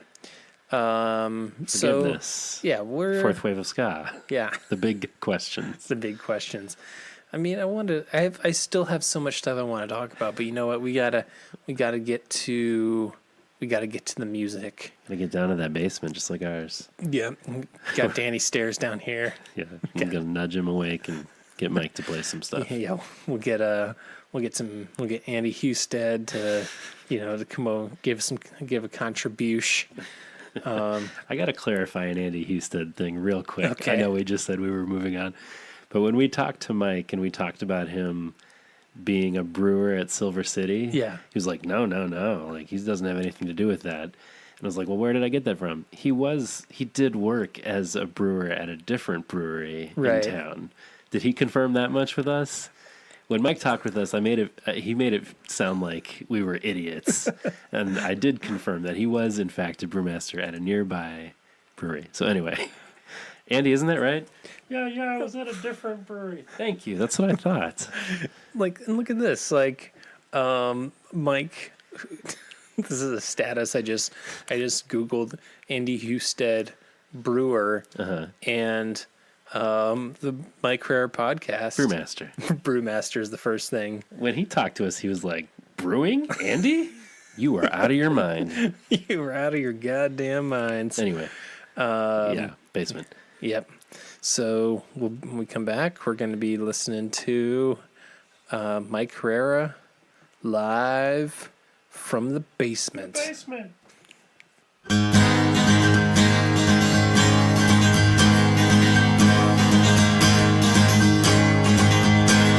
always had some trouble with authority. That's the way that growing up's supposed to be. And we're back. Yeah. And we're talking Basements. the basements. So, what is a basement? This is the new angle our pod is going to take in our 32nd episode. We're gonna talk about. What technically makes a basement? I mean, can a basement be like? What if like your house is like above somebody else's house? Can your like first floor be like? Okay, This is the real dumb. question. This is dumb. All right. So I think so. We're talking Mike Herrera live from the basement, and this is a 2011 record where he's doing a combination of MxPx and Tumbledown songs, one Beatles song. Yep, as you do. As you do, just the classic combination. 6 TD, 5 MXPX, 1 Paul McC. Yeah. So, in a lot of these songs are what makes up the acoustic collection. Yes, Which with some notable exclusions. So I do appreciate the more stripped back acoustic stuff that he does. I do think, having listened to the acoustic collection a bunch, and some of the songs I find myself wanting to hear that version of the song, and I would much rather hear an acoustic collection version of the song. But I find myself like I'm starting to like the acoustic stuff more and more. I think this collection speaks to his skill as a singer-songwriter. I mean, it's like a solid bunch of songs, just him and his acoustic guitar, recording by himself in Monkey Trench, releasing by himself on Rock City, pretty solid. I think, if I'm not mistaken, I was trying to find any other release where it was just him. Just him, yeah. Because even the acoustic collection has some band on there. Other singers and drums, and so this is just the H-bomb. Yeah, he's throwing plenty of acoustic balls. Yeah, I like the aesthetic a lot of the cover. It makes me think of Arthur. He's got that Newsies kind of hat going on. Yeah. He's got some booze in a shot glass there. Yeah, man. Which kind of goes with the Tumbledown vibe. Yep. I'm into it. Yeah, I'm into it. You have thoughts? Not really. I agree with yours. We'll get into those. All right. Well, so this has been our episode. Yep, see you later. Rate and review us. Yeah, let's get into track number 1, Doing Time.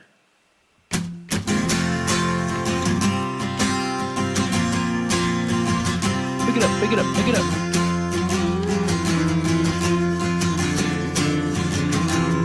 I love that. So good.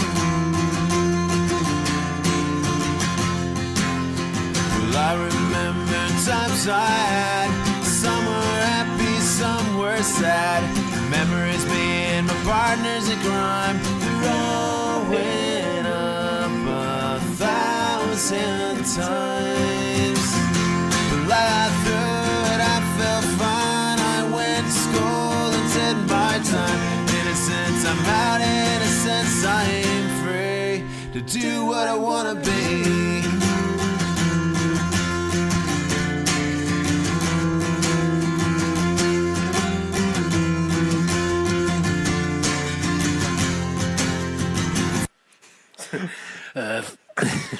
Yeah, because this is on Bandcamp. Right. It's my number one. Really? Okay, cool. So we have discussed our ideal MXPX sets. Yeah. And I said this acoustic version of Doing Time would be my preferred version of Doing Time in a set. I think it was it must have been in my top 3 for the acoustic collection. I think it was. I think it was in both of ours. Yeah. It's got to be. But, I mean, maybe it's just because at this point I'm so used to it or something. It didn't make my top 3 this time. But, like... You're a monster. I do love it. I mean, like I was saying... It was both our number ones for the acoustic collection. That makes total sense. And maybe that's why it's not here. Just because, like... I mean... He would do the acoustic collection after this and keep a lot of the stuff and build on some of it. And I think this is a perfect version of that song. I love that it's a great translation, but I think at this point I'm just like pretty used to it. So maybe I was looking for some more surprises this time. But there are no surprises on this record. Well, because there's one we get to later. We'll get there. Oh, interesting. But I do have to say I like the ending that he came up with for the acoustic collection better because now that's just in my head. It's like, find my father. Yeah,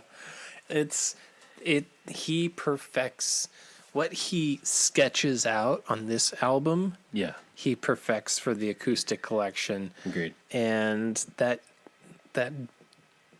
big guitar sound, he's able to fill some good space with just an acoustic guitar. Yeah. Those chords just ring out. Yeah. It sounds great. That. It sounds so good. I got nothing else to say. So let's empty that bottle, bro.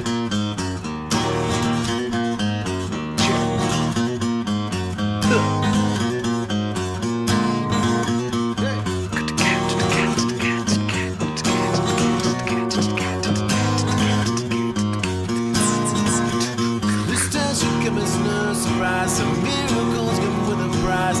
Now and then again, you gotta let me in. We drank it all in Bremerton. The bar went dry in Austin. The train's gone off the track, but we keep on coming back. 'Cause when the bottle goes down easy, I feel my troubles start to fade. That empty bottle does release me out from a deep dark shade of gray.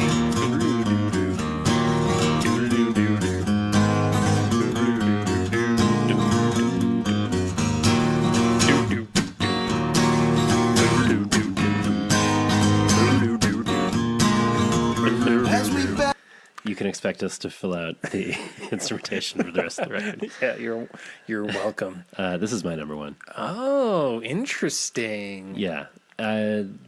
Yes. And there'll be the number 2 then soon coming. Will not surprise you either. But yeah, I think it's just drowning. Yeah, no. I think I'm on that Tumbledown train, baby. Yeah, man. Woo-woo. Choo-choo. So it's just, choo-choo.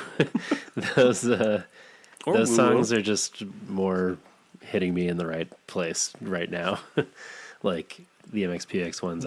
The TD spot? Yeah, in that sweet TD spot. And I just, those songs work for me so well. I think this sounds great like this, just alone.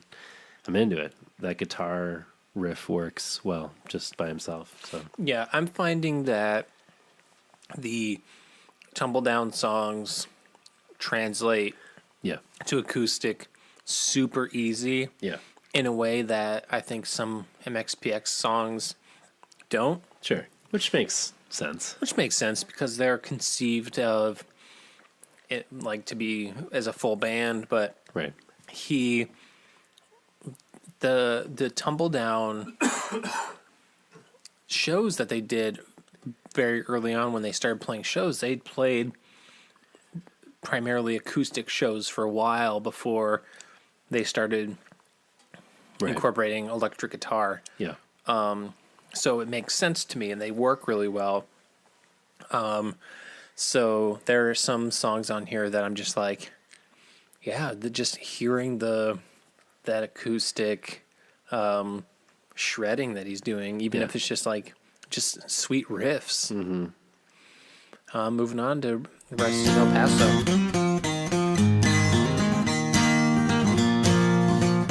That sounds great. It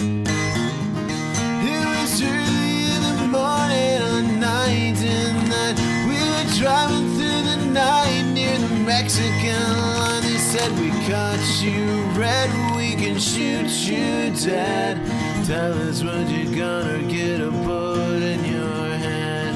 Got the arrested in El Paso blues. Throw out the drugs and the booze. Got the arrested in El Paso blues.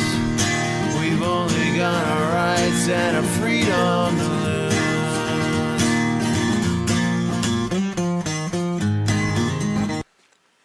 My number 2. Wow. Damn. I think we're going to have a completely different top 3. Facts. That surprised me. So tell me what you're into. Like I said, I mean, it's another Tumbledown song. I think we'll get to later why the other Tumbledown ones didn't make the cut. But Interesting. Man, this is you can't peg you down. Just because these two, I think, work super well as translations into solo acoustic, just Mike. I don't feel like elements are missing. I feel like they're full on their own. Huh. So you're looking for there's certain elements that you might think fill out the song even better, but on their own. Yeah. Okay. I also appreciate that he changed green to weed just to make it abundantly clear what he was talking about. Did you catch that? They threw away our booze and our weed. Throw out the drugs and the booze. Tell us what you're gonna get. Freedom to lose. All right, whatever. Just trust me. When we talked about this song in the Empty Bottle app, we were like, he says green there? Like, pretty sure we means weed. Oh, right. Now on to the second MXPX song. A lot of the mid-year or the middle 2000s got some Secret Weapon, got some Before Everything and After, and this is Drowning from Secret Weapon.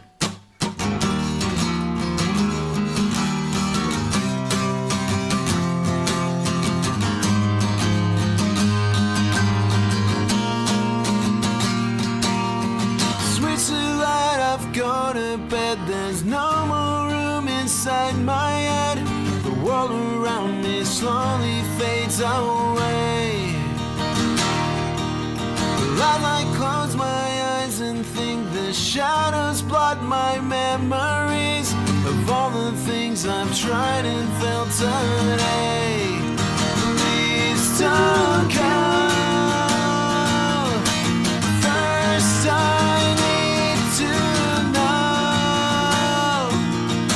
if all the lies you said to me were true, and the face that I saw wasn't really you. I feel like drowning deep down in the sea. I feel like drowning.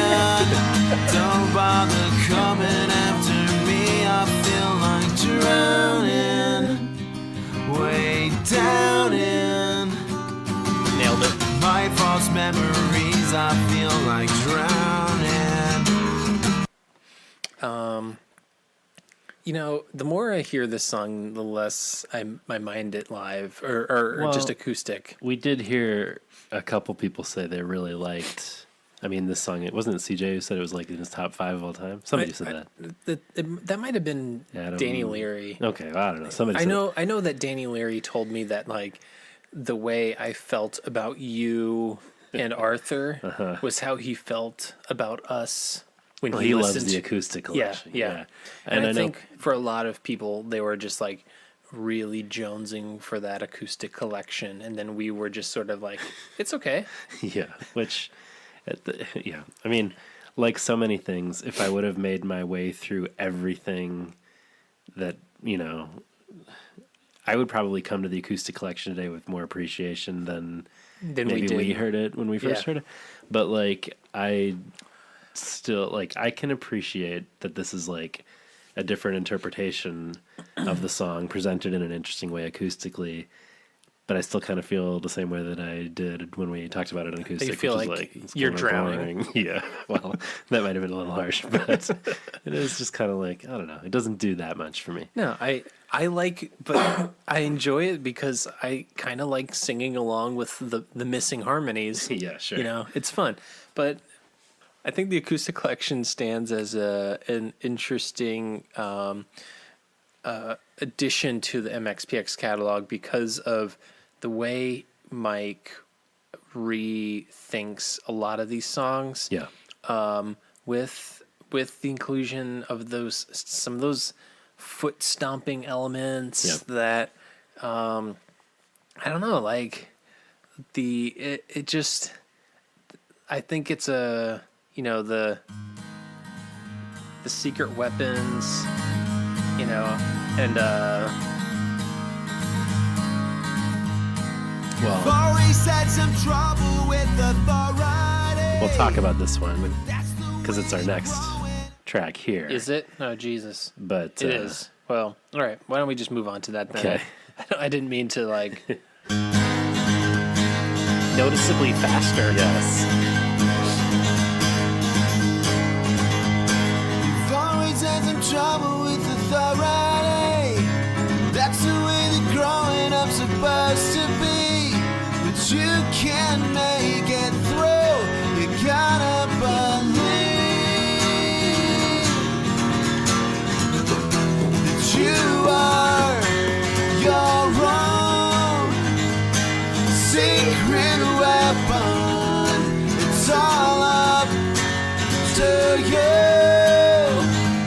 to come out swinging. It's all up to you. Think back the stone year, the truth will set you free. Don't lay down and launch it down the fallacies. Run one love your fears into the sea. You are. See, Yeah. this is why it's not in my top three. No. And it was in my top three for the acoustic collection. Yeah, Because, like, that. it's so great, that version with the stomping and the harmonies. And without that here, and without it being more slowed down, I'm just kind of like, okay, cool. So an acoustic version of Secret Weapon with no real changes, like. Well, that's because Emily Whitehurst is a goddamn angel. As has been said by you many times. That exact phrase, I believe, has been. Probably because it remains to be a true statement, and it will forever be a true statement. It is true. I want her on everything. I think Let's get her on the pod. I will. Let's do it. Okay. I will. I will reach out to Emily Whitehurst. I know she listens to every episode. Big fan. She's a big fan of the pod. Yeah. So I think,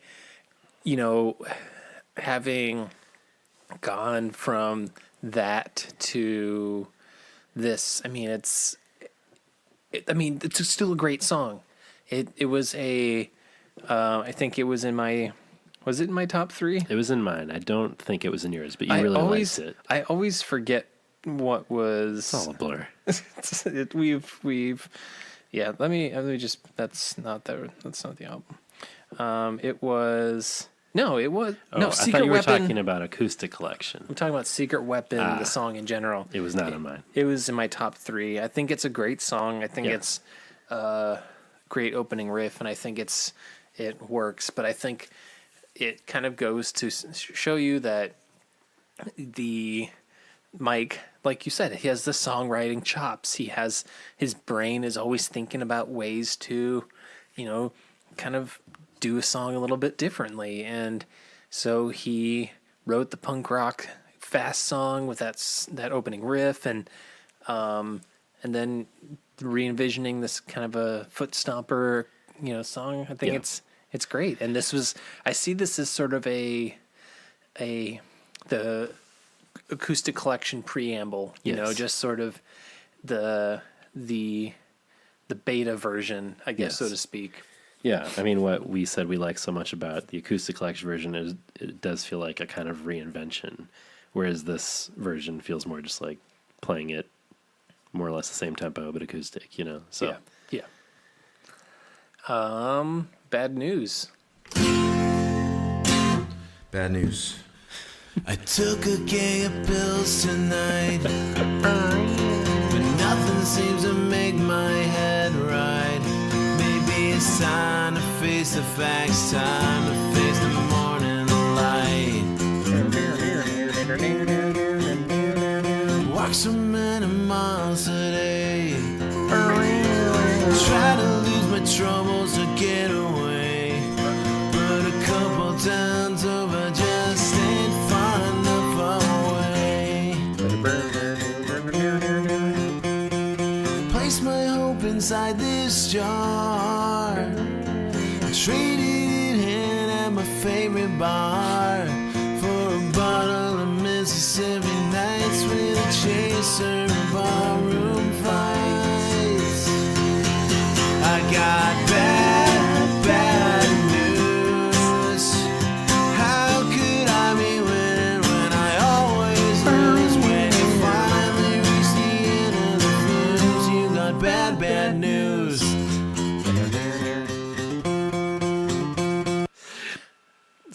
So, I don't remember if what we said about this on the actual Tumbledown I'll tell you episode. what I said. What's that? I said it was a strong contender for my top 3 almost entirely because of that pedal steel. Like, that's what makes the song for me. So hearing a version without it is kind of tough. So did I don't remember what I said, but listening to, because after every episode I just sort of like purge from my memory almost anything that I said. But listening back to this, it feels like a before everything and after song. Did we talk about that? I don't remember. What was the one that we kept saying was Kings of Hollywood? Kings of Hollywood. Boom, boom. We had some, but what was the one that we said? I think it had to be this one that we were talking about. But nothing seems to make my head right.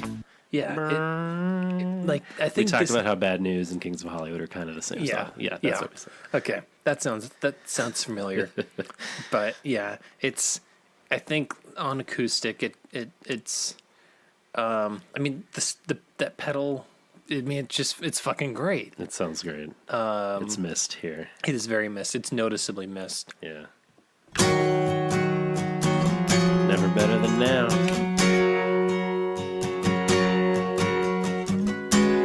No, it's never better than now. What's that? Re-releasing all your Tumbledown albums on vinyl. Ballast has come down, it's left me hanging and afraid. It's not how I was made. My head inside my knees. If I can't think, then I can't breathe. Well, I just wanna leave this place at last. When you live, you gotta live large.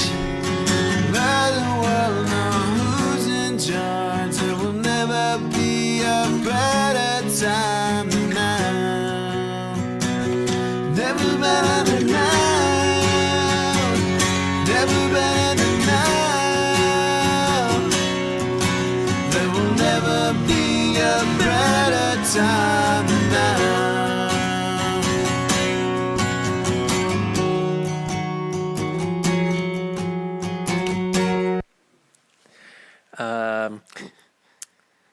I kind of feel the way about the song that I feel about Drowning. Okay, not literally drowning. The song Drowning. Yes. I feel about Never Better Than Now the way I feel when I'm underwater and I can't breathe. Dying. I mean, I feel like I have an appreciation for this song, but it's Drowning and Never Better Than Now would not be two of my top contenders for an acoustic set. No. It was not a big standout for me on the acoustic collection, and it's not really one for me here. Like, I think it's pretty. It's fine. Yeah, I like it's in the way for Drowning. I like doing the harmonies. I think it's fun, but Hey, when you live, gotta live large. Yeah, that's what I always say. You mean that's what you say right before we start recording? That's right. You gotta We say it in unison every week. And we stare into each other's eyes with unbreaking eye contact. What a weird thing to say to each other. Yeah, just we say it 3 times really quickly while staring at each other. When you live, you gotta live large. When you live, you gotta live large. I was doing a good job of stifling these coughs for the most part, but now it's just all unleashed. Yeah, he sounds like you got that smoker's cough. Yeah. That's a funny one, Andrew. Oh, that gets me every time. Have you said your top 3 already? 1 and 2. Empty Bottle. Empty and El Bottle Paso. and Arrested. all right, okay. Butcher of San Antonio.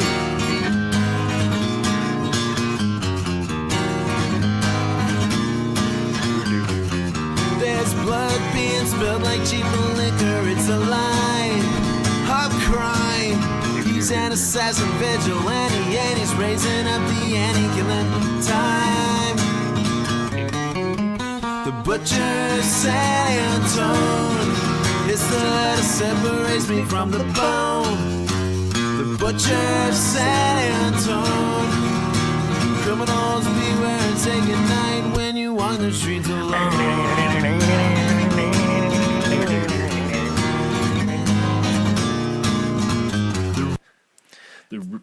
My number 2. Yeah. See, so this song works so well on its own. I definitely agree with the that. The riffage is so good. It was my number 1 for the Tumbledown live app. But I feel like so much of why that was my number 1 was just how, like, gosh, enigmatic butcher. It still works. It still works. He's no Nicole DeVille. Who's on the what? original version. I even like Jack Parker on the live version, but like it just feels this to me feels like something is missing without a harmony or without the like sure. solo I mean, there's so electric riffage. There's so many elements to what make Butcher a kick-ass song. Yeah. But that to me, like the fact that he still can pull it off. Totally. Yeah. Enough sounds like I'm being demeaning, but like the fact that the song has kick-ass guitar solos, has the whammy bar, and it has Nicole Pike with her, beautiful voice, and he can still make the song sound cohesive and great on his own. Yeah. I think is a testament to how fucking much of a badass he is. I agree. It's a great song. It's fun like this. It just doesn't hit the highs of some of the previous versions for me. You're not getting a secondhand high. No. I also like the at the end that he gives. All right, Anyway. let's not walk away. No.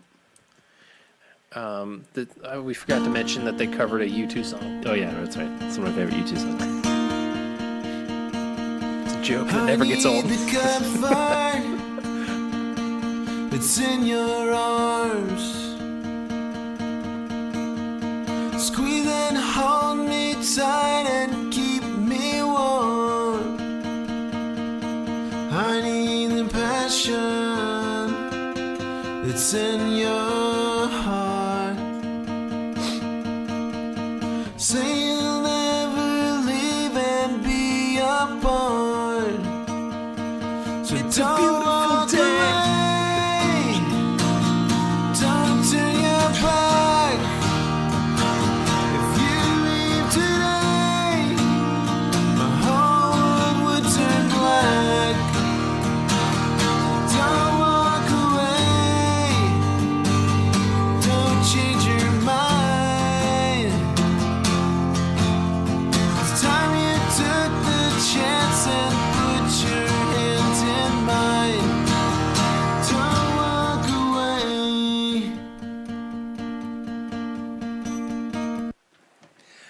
I wouldn't mind seeing this song live, full band. No, we've said that before even. I would like that. Yeah. This is my number 3. Interesting. Are you surprised by that? A little. This was a surprise for me that the song was on the record and then I liked it as much as I did. Because... Interesting. I mean, I would have thought that him doing it this way would have made it onto the acoustic collection too. Because I feel like it, like you were saying, it just sounds, the like ding, ding, ding, ding, and then into the like full guitar sound. I just feel like he really fills it up with that sound. I really like this version of it. I don't know.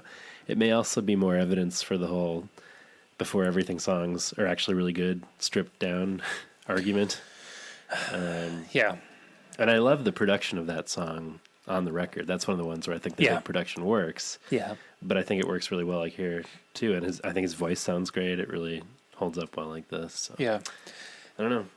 I think, I think this song would have been a good addition to the acoustic collection because I'm curious what he could have done with it, I don't know that it needs a lot of extra, like where I'm saying other things. I miss a stomp or I miss a harmony here. I'm just kind of like, I just want this dude to serenade me. So we've heard your top 2? Correct. Or 3? Okay. 2. Doing Time and Butcher of Saint Anton. Yes. Now,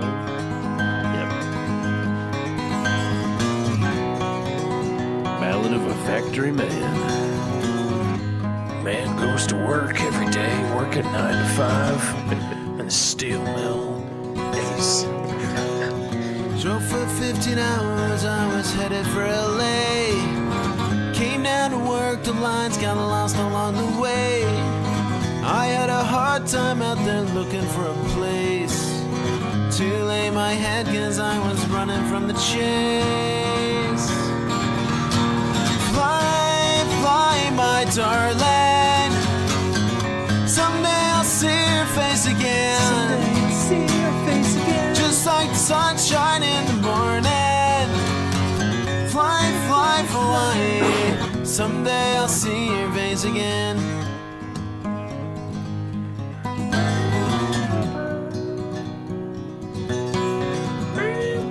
Working 20. We're making all these songs so much better. Yeah, we are. Mike, give us a call for your next acoustic sesh. Mm-hmm. We can do all the mouth noises you need. That sounded way dirtier than I intended. Make mouth noises at you all night, Mike. Yeah, just tell me what you want to do with my mouth. I'll make all. Okay. Yikes. This is dense fan fiction territory. Yeah. This is. I was talking about noises with my mouth, John. Okay. Oh, sorry. Get your. Anyway, I like it. I love the song. Yes. I think it works well like this, but this is one for me that suffers a bit from no band with it. Yeah. He's got that solo that he keeps in this version, but it sounds a little just like untethered without anything else around it. It does, yeah. It feels a little too thin. Yeah. Like it sounds good, but I feel like it lags. It's noticeably. I think untethered is a good word. Yeah. Well, I guess I know what your number 3 is. Drowning Out, take 1, incomplete. Nope. Gotta get this done. Get it done. It's getting late, Mike. You're right.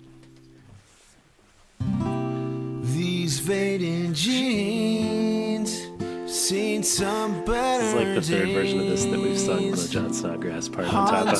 The sun, We haven't even got there yet. just can't wait for it. The bright day we met in the spring of 1, trying to pull your heartstrings like I was pulling a gun. 'Cause my days are numbered, my days are done. But Danny was a piss pistol and I'm just a son of a gun.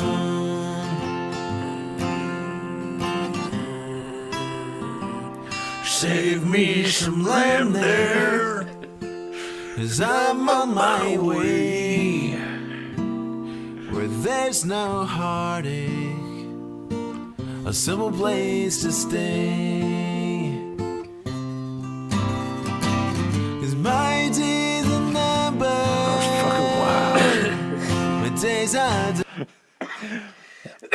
Yes. Yes, that's my number 3. Okay. Because I'm not an idiot. Well, I am. I obviously love this song. Oh man, it's so good. I don't care if John Snodgrass isn't there, if there's no bowed bass. And Mike just posted a video of this on Instagram like yesterday or today or something. And just like, yeah, dude, do however you want it. Sure. Now, I'm intrigued though, because when we covered this in the Tumbledown Live one, you were just like, yeah, it's just not the same without John Snodgrass. Did I say that? I mean, you were just kind of like, it's just not the same as the one on the record, which I agreed with. But it's not. Yeah. I mean, this is different because it's just him and stuff. But. Yeah. I don't know. I think on its own, it has its own level of gravitas. Yeah, I think that's true. I don't know. I'm not a consistent person, okay? Well, I don't think either of us are when it comes to these lists. Yeah. But I think, yeah, I mean, probably out of any of these songs, well, depending on the setting, but like, what do I most want to see Mike do? It's probably this song. I mean, it's one of his absolute best songs out of anything that he's done, I think. It's great. So it's not in my top 3, having said that. But it sounded like me when we did when I was talking left coast punk, and you're like, this is one of the best songs I've ever done. However, the opening of left coast punk, and I'm just like, oh man, it's such a great song, and I'm like, I connect with it, and it's not in my top 3. I'm just like, oh well, it's a good record though. It is a great EP, fucking sweet. So the other things we have left here are solid Drowning Out take. Not really sure why that's on the record, to be honest. I don't know. I mean, he drops his pick. I don't know if this is gonna work, but we're gonna find out. It's not gonna work, Mike. Spoiler alert. I mean, it's like a solid way into the song before he drops his pick, though. It's not like he's like, oh, or whatever. It's pretty much just drowning for a while. It is. And then he's like, oh, drop my pig. Oh, fuck. And then it's over. I guess I gotta start.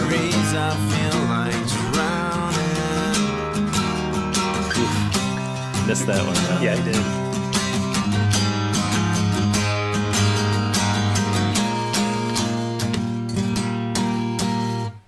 Drop my pick.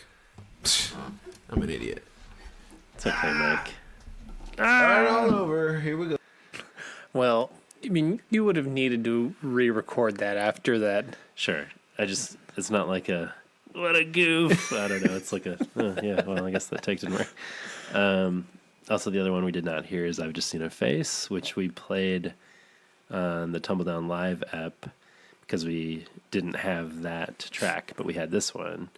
So we could hear a little again. I've just seen a face, I can't recall the time or place when we first met. Yep, it's good. We've already heard it. I think it's great. Yeah. I love that version. Yep. So I'm into it. Into it. That's it's a fun little record. It is. We weren't really planning on talking about it, but then we thought we probably should, and I'm glad we did. Yeah, because it's well-traveled road. We've covered these songs 3 times. A lot of times. But we're trying to be comprehensive, guys. Okay. Encyclopedic. Encyclopedic. It's encyclopedic. Magnanimous? Or magnanimous? Magnanimous pod. Yep. Yeah. Well, what are we at here? Are we going to bust 3 hours? No, we're not. Oh. We okay. breezed through. Yeah, I guess we've heard these songs a lot. Yeah, it was over. We did less than 40 minutes, I think, or maybe 45 minutes. So, John, we have not talked about 350 because there's some shows coming up at 350. I have a friend in one of them. Yeah, much the same. Yep. Your boy, Chris, right? Chris McGrath, yeah. Lead singer of the band, much the same. Chicago melodic punk band, hardcore punk. I honestly, I wish I knew about them back in their heyday. We both would have been really into them, I think. Super into them. Yeah. So I was listening to their 2006 album, and so if you like No Use for a Name, Face to Face, 88 Fingers Louie, Lagwagon, you are going to be into much the same. Yeah. They are solid songs. I was into them today. Yeah, for sure. I wish, but it's one of those things that this podcast is reintroducing me to stuff that I forgot about, or it's like, oh Right. shit, this is actually really solid. Yeah. Yeah, they were one of those bands that I knew the name of for sure. I can't remember if I ever saw them, but then I've gotten to know them in the last few years, and I'm like, oh, I would have been like way into your stuff. And Yeah. he's an interesting guy too, because they're not a Christian band, but he's Christian, so he's got a lot to say about kind of the faith, no faith thing within the punk scene, and they're working on a new record now, and It's super exciting. yeah. So anyway, we may get him on the pod at some point. Yeah. We'll have to see. Yeah. And also coming up at 350, Flatfoot 56 is Our playing. dudes who we haven't met, but we are still our dudes. Yeah, our dudes doing a St. Patty's Day sing-along. That would be fun. That would be super fun. Yeah. Only $10. Yeah. Come I on. wish we lived closer. Gosh. Yeah, I was thinking it'd be super fun to go and hang with Chris at 350, and Lucky Boys Confusion is also doing an acoustic LBC. set. Yeah, I mean, I don't know. I really wish it was so much closer, Yeah. so we could pop over and do an interview or something. But Yeah. Well, we'll see. I also just want to like try their new beers, and I'm always like, oh, it's so far, and I know. can't buy any of their stuff in stores yet, although I know it's gonna happen. But yeah, anyway, yeah. Anyway, keep an eye on that calendar for future shows if you yep, live near-ish yep. like us. Near-ish. Yeah, and by nearish we mean well over an hour Yeah. away. John, how can people listen to us and follow us? Well, if you would like to weigh in on Live from the Basement or any of the things we talked about for 2+ hours before Live from the Basement, you can follow us on Instagram, Twitter, Facebook. You can go ahead and subscribe to us wherever you get your podcasts. Please leave a rating and review if you would. 5 stars, please. Yes, please. You can leave us a voicemail at 872-762-4763, 8727-MAG-POD. Email us if you'd prefer, magnifiedpod@gmail.com. If you'd like to support our crazy endeavor, do so over at patreon.com/magnifiedpod for some extra bonus fun. That's what we're calling it. Plug those that merch and those stickers, baby. Yeah. Keep your eyes out for ways that you can get those soon. Yeah. And I don't know. On the next episode, I think we'll have to revisit Pocanatcha. And when we do, it'll be about time for a podcast at our house. And it wouldn't be the same without you. So join us, won't you?